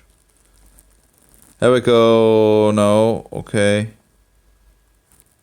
Milligrams. So if you just take those and just make a good smoothie, and it's just to put you need a bigger straw, of course. You need a big straw for it. But it's, if you want to have one of these smoothie straws, it's great, it's great. I think what thing, at least there's some nutrition in it. If you're drinking soda or whatever, with a lot of sugar in it, well, at least you would get a nutritious sauce, at least with a lot of natural goodies for your drinking. And after you've blended it, you might also be able to actually put it in the cooler to just cool it. Yeah, to go for. And I'm still looking into trying to get a nutritious meal. Now, I actually was looking at this guy that talks about that, you really need to eat each day. He's talking about, well, you don't, every second day, I don't know how and this and that clothing on at that point, but my weight was saying 110 kilos. I was like, oh my, I'm not really looking fat as such. I'm actually, it's actually pretty, but I'm fat, but it's just way over what I usually, carry around with. And now because I have issues with my joints, I absolutely need to go down in weight. That's actually the worst because you like walking around, right? And when you get problems with I have problems with my arm joints as well. So I know to get less stress on the knees and all that, I need to lose weight. So 110 much, or it is too much. So I was looking into, in regards of this guy, and he's talking about, you don't really need to eat each day and so forward, in regards of the benefit of actually fasting, or maybe in regards of different videos also. That's actually different videos I've seen from different sources, which help the body to, restore itself and also something in regards of growth hormones, which heighten automatically, which also should help you keep younger and of course keep the muscles on you, even if you fast. I look, but I'm not. I'm looking into what would be a possibility. Once a day, maybe once every second day. You would take a lot of what do you call it? You would take a lot of time where you could focus on other things than eating. Just to say to yourself, I'm eating one meal a day. That's my, and then you would have all nutritious meal. And in regards of the issues I have, hopefully, I need to have meat. There's no question about that. I need to have meat. Meat is one of the things that helps on my one issue. Helps. I don't know what is in the meat. I'm thinking maybe it is the zinc, but I don't know. But I know there's a lot of zinc in meat. But it would be nice to actually be able to eat sugar without actually getting the issues. Because it does seem not too. When you eat sugar. For example, I remember when I was eating a lot of berries, a lot of frozen berries, pretty tasty and all that. And I was out swimming after eating a lot of berries, and I wasn't really. After swimming, I was still like, I could, I was just, it felt like, I had a lot of energy, but of course I had a lot of sugar in me. But it really, I was really surprised at what the effect it actually had on this thing. Now the problem is with the sugar is that it's, starts my issues. But even if I don't eat sugar, it's just it has its own life. It's really only eat meat. That's a lie. I was, I was taking on kilos, so that's an absolutely lie. I didn't lose. Yeah, I was taking on. I was eating a lot, but they said you could eat, and it was a good thing to eat a lot, to stay on the diet and all that. So I was eating a lot of meat. I could eat 1.5 kilos. I think I got another issue in regards to my toes. I'm not sure why, like beginning to sleep and all that. I'm not sure. Again, I probably overate a lot of the the meat, and maybe that have, I don't know what. But I got some issues in regards to the toes, like they were sleeping or something. I don't know. Probably because of it's just you get insane in some sense when it's really on its height. You nearly want to take your head and bang into the wall. So I've never done that, but it's just you get so, it's like, oh, come on, stop, just give me a break, right? I remember also, the one of the things that I began with when I began to have the issue was to waver the foot, sit like this. So sometimes I sit like that, and to get a distraction from it or something like that. It's awful. I never found a solution for it, and the so-called doctors, just makes the issues worse. But food and just, So I found places, there are places out there where you can buy nearly a whole lamb and all that. And I'm looking into that. I'm trying to find a source where I can get it from. And not slaughter to Satan. So I have some things that I need to have. It doesn't make it easier and this and that. And hopefully I'll get to a point where, and I don't know in regards to cows. I think cow is probably too big to have in my freezer. I don't have that much. I don't think a half a cow could actually fit in my freezer. But a lamb, I think, could fit in the freezer. And so that seems to be a good point to start, fix the pieces and all that. I think I'll start with, where they are fixed. It's not that much expensive, But of course, it would be nice to be able to do, fix it out and all that. In any case, so I'm thinking, some meat at this meal, and then I have some other things, health stuff, some liver maybe, I have some really weird things. A and D vitamin E in fish eggs. And then I've seen some Japanese fermented thing as well, which has K2 in it. But problem is that it actually has sugar, and of course it's fermented as well. So that might not be the best thing in regards to my issue. But I guess I'll have to test that.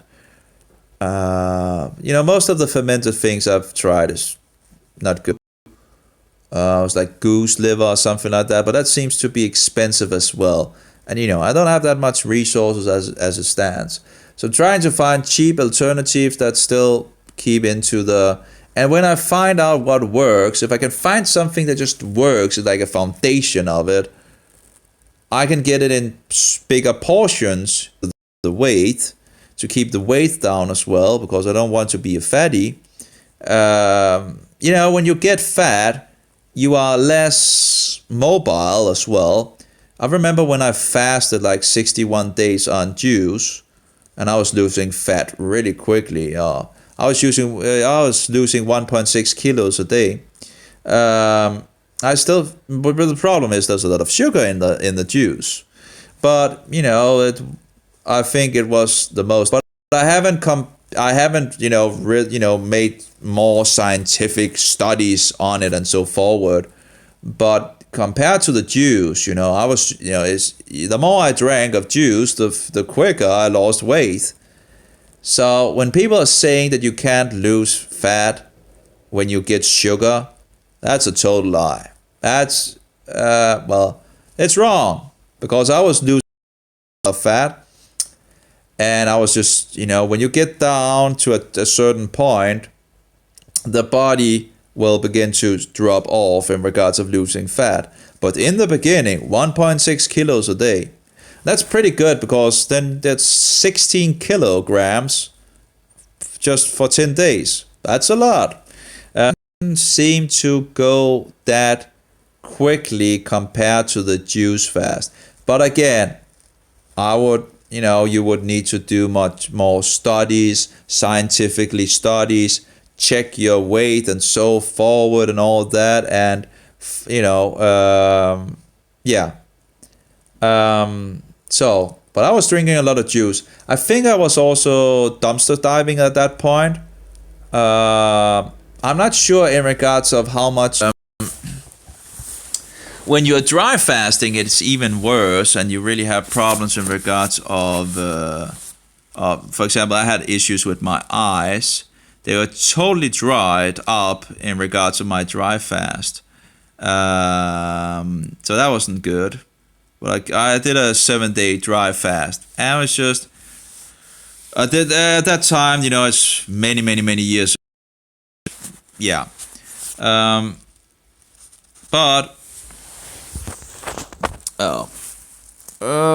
maybe I need a break. Probably do.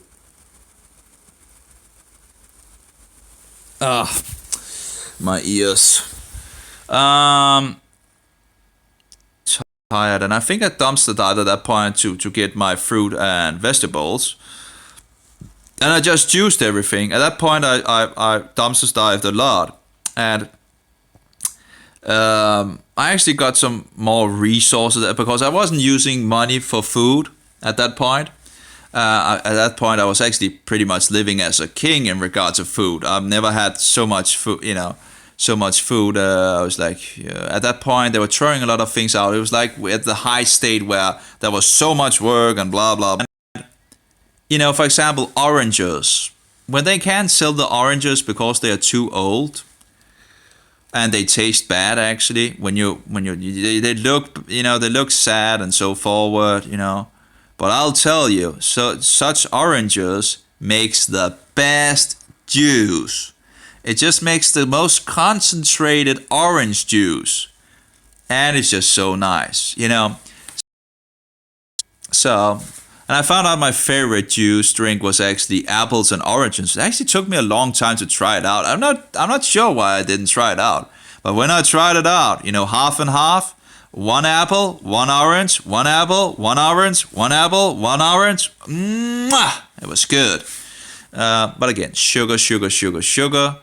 But in regards, just look at the vegetarians. They're losing fat very quickly.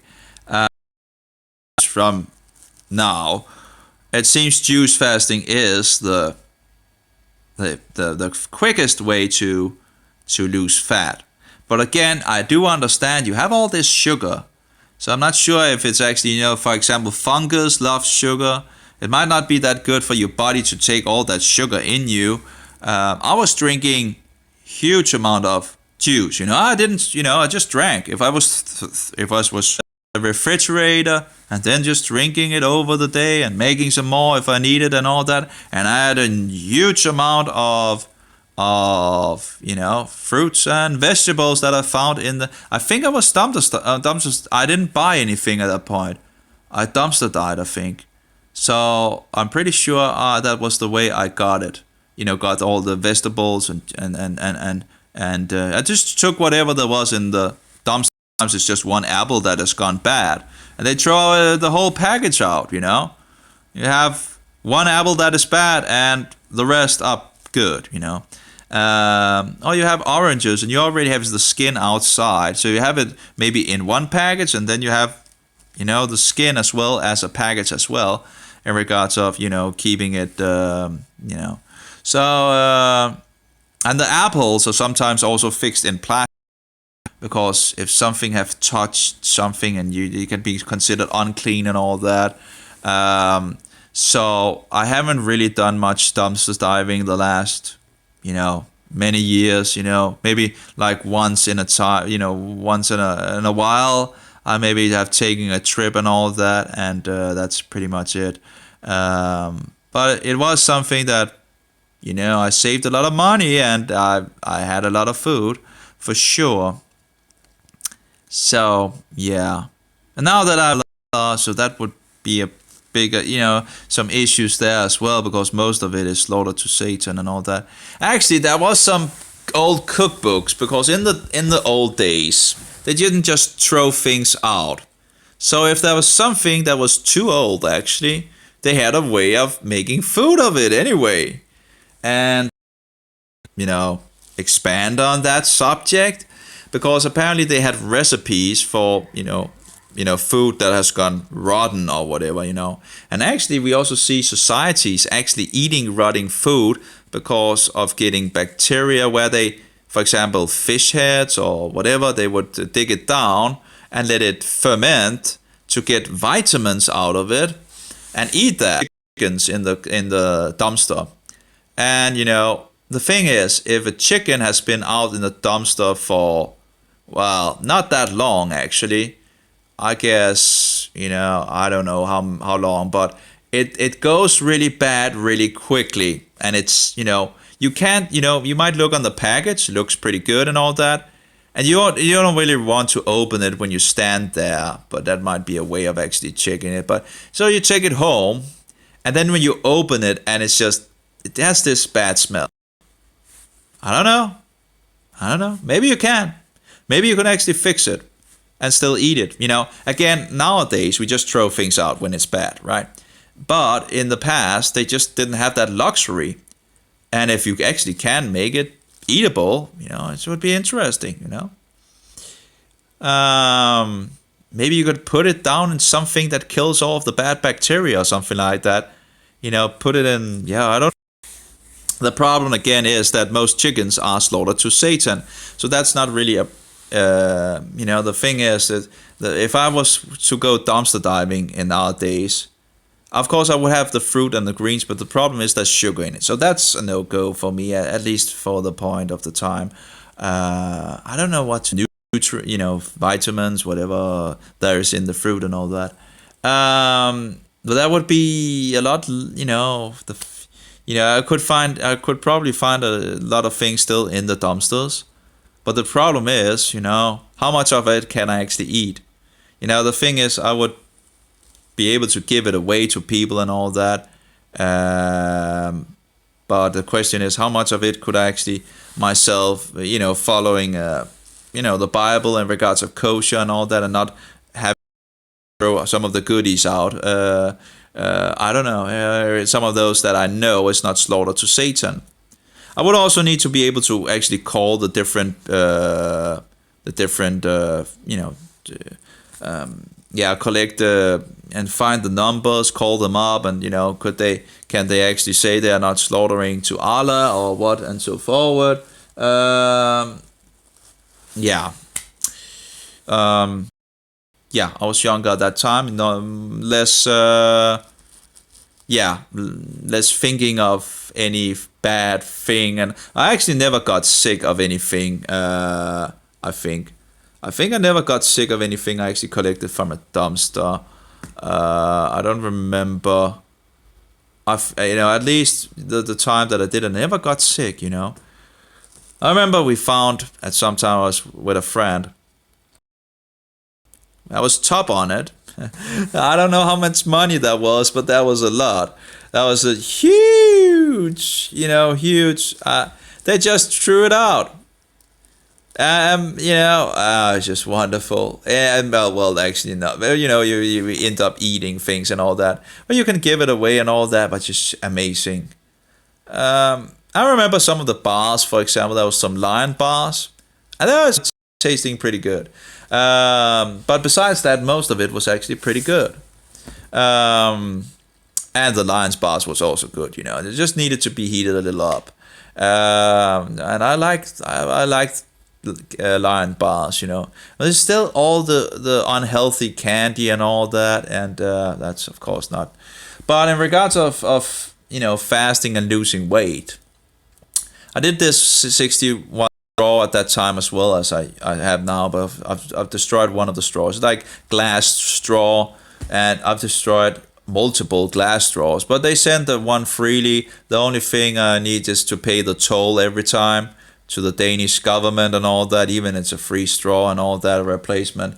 So I need to, and of course that's still expensive and all that, but at least they don't take money for the sending the straw. Still seem to break pretty easily, if you just drop it, there's a good chance it will break into pieces. But they have like this life guarantee, which is great, it's great to have a lifetime guarantee on things, of course. But if I lived in the US, that would be no problem in regards to the toll and all that. But there is this toll every time I order a new, and sometimes it's both straws that because I think it's actually the big straw, and the big straw is nice if you have something that. Anyway, any case. So you can put a straw, and you can just sit there and suck the juice and all that, and enjoy the flavors of the different juice, and try different juice, put it in through the blender. And in regards to when I began to dump some fruit and juice, I found all this fruit, and vegetables, and I'm not going to be able to eat all of that. So another, and of course in regards of the oranges, that doesn't taste good when they are, but you can juice it. Now of course again there's a lot of sugar in the thing, so again it's just that. But in any case, I bought the slow juicer, and I've made a lot of juice from the sugar. But overall it still works. It would have, it would work better if they actually made a new version where you could put bigger pieces inside of it.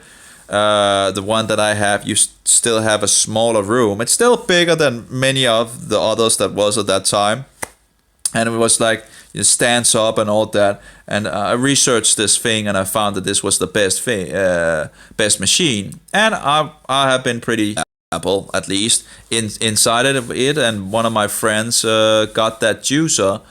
And it's a lot bigger. There's only one thing that I was I tried it a little. I would actually like to try it again. Maybe next time I at him, I'll ask him if I can try it again. I don't know. It's just anyway. The thing is with sugar again, But anyway, my version, you can actually stand there and chop the things up in the pieces you need, and then just dump it down the machine, and it will just, you don't need to stand or anything. It just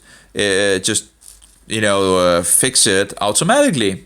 So if you're fixing carrot, you just fix the carrots, and you just put one and one and one, and it just eats it. Just don't put too much of it. As long as you don't put too much, fixing the fruit and vegetables at the same time as the machine is working. The new machine, you need, if you have a full apple, you still need to mash it down, because there's this weird plastic thing that stops it. I would probably see if I could actually, if I had a machine, I would probably try to take it off and see if it would work without it. I don't see any reason why it shouldn't be able to work without. The thing is, it's only with its big pieces that you put down, it then breaks it. The speed of it. I don't know why they did it still, because it's nice to just be able to put things down and just chew it up automatically while you can stand and use time on fixing the pieces smaller and all that, and preparing the things. But that's a new version they made, and they probably in the future. It's not really a big problem. I'm satisfied with what I have. And it's, as I said, it still works. But it was a good investment. Because I actually also had one of these sling juicers. The problem with the sling juicer is that it makes a lot of noise, and when you're living in a apartment where it actually gets compared to a slow juicer, the slow juicer mashes the thing out of the fruit. while the slow juicer just slings it and all that. So in regards of the difference of how much you get, I probably tested it in the past, but I can't.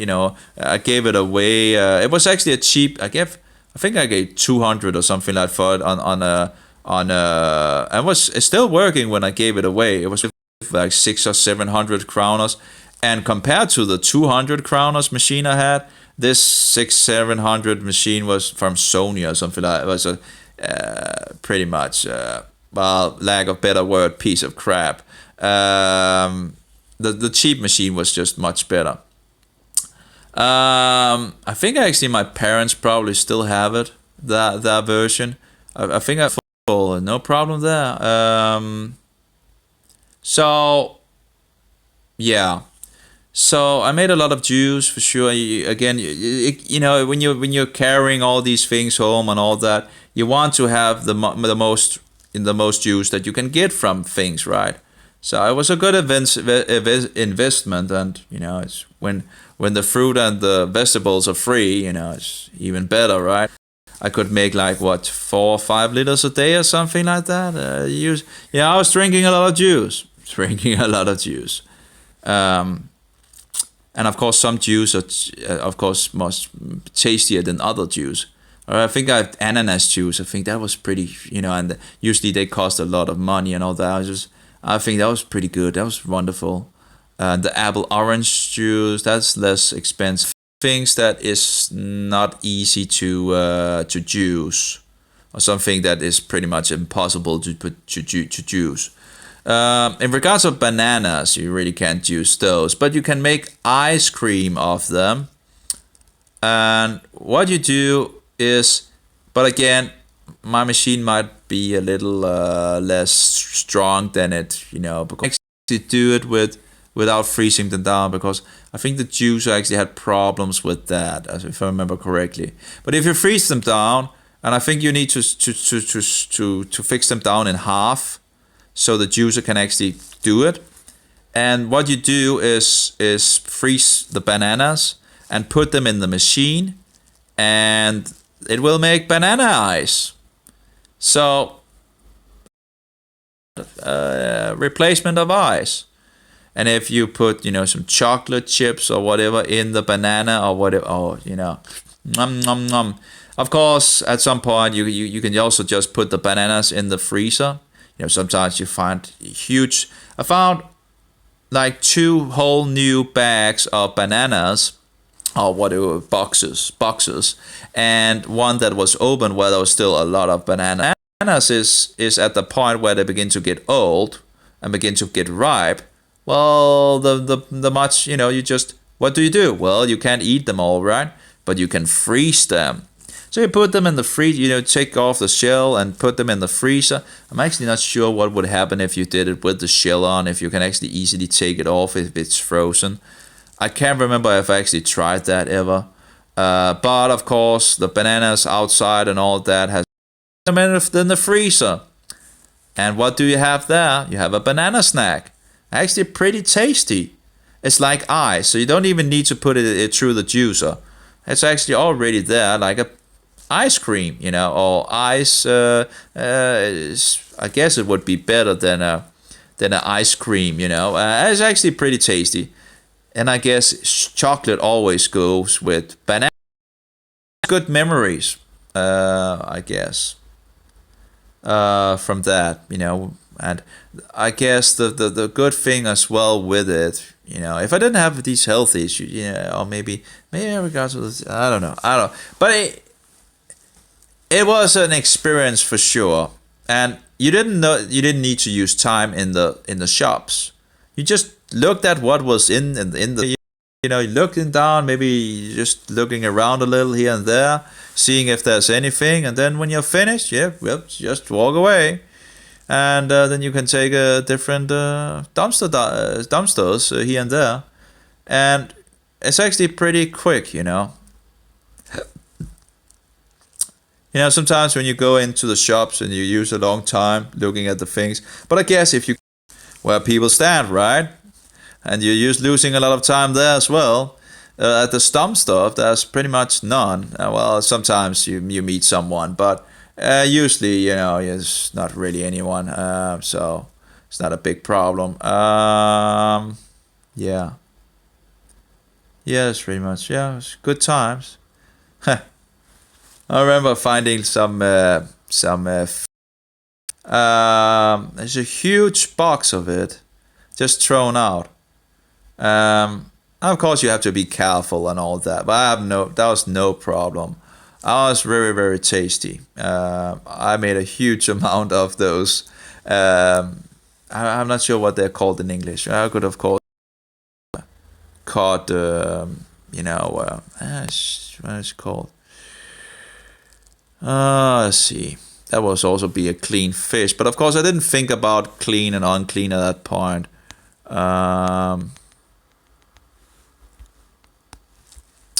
Frikadelle. Oh, frikadelle. Meatballs. Oh yeah. So there's a whole bat. I made the whole thing.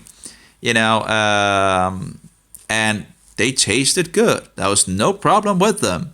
And I made them, put them in the refrigerator and all that. So so made them all and it's just wonderful. That was wonderful. I had food for some time there. So that was good. In regards of meat, you of course have to be careful, but you can pretty much make the eye, measurement. You can also see if the plastic has risen up or if it's actually sucked in. If it's sucked in, there's a good chance it's actually pretty good. If it's bloated, there's a less chance that it's actually good. Then, okay, it looks good. Well, you take it home with you. Then, when you open it, you make the smell test. And of course, it's sad when you find something that's like, oh, that looks good, and actually, so you just you need to use your, and of course I had colloidal silver as well that is said to kill pretty much, a huge amount of bacteria. So if you're afraid in regards of bacteria, just use some colloidal silver with the things, and it's just you can snip a little shot of colloidal silver. That's not to say that one couldn't get an issue by. Well, I don't really remember having any issues. I lived like a king. I've never lived better in regards to food. It's amazing. It's amazing. It's amazing how much money we actually use on food, And in regards to toilet paper, that was actually the only thing I think it was like half a year or something like that. I lived like the container as well with what is called with where you can get money. So you take the bottles as well, and I used the bottles for buying toilet paper. So I really didn't use much money. So that was really the only thing I bought, and I used the money that I got from the bottles that I didn't just fixed in. I don't know why they're throwing the bottles out, but sometimes they threw bottles out with where you can say it's. So yeah, I lived pretty good. Of course, I was on low income at that point. I'm still on low income, but in any case. But I actually lived pretty good. I wasn't in, and the thing is, when I didn't use any money, I had some more money to, for example, buy the slow juicer. So to buy other things, you had the possibility of then using the money out. I have been thinking of beginning to do it again, but it's there's a lot less things that I would eat today. Yeah, I don't know. I have to. I have other things in my memory at the moment of trying and losing some fat as well. It's so getting some. Yeah, I remember after the 61 days of juice fasting, I was jumping up the stairs. I didn't have any kilos. I was slim. I was I had no extra kilos on me, working against me. So it was actually pretty. It was freeing, as you know. But yeah, I remember back where one of my friends was there, and I was like, pretty much running up the stairs without any problems. Without feeling, I was just feeling light, because there's no kilos to really work against you. It's just wonderful. And you get, when you are slimmer, you get more, instead of, you don't feel like heavy and, So I'm looking into this in regards of eating and then fasting, then eating and fasting. And I've heard that you can actually, even if you only eat one meal a day, you could actually eat more calories or more food so you would actually take on kilos. So, but if you eat every second day, that should be, then it's a lot harder to actually eat too much. Not using too much time on food and all that. And if you need more, calories, or you're losing weight, you could actually just eat more fat.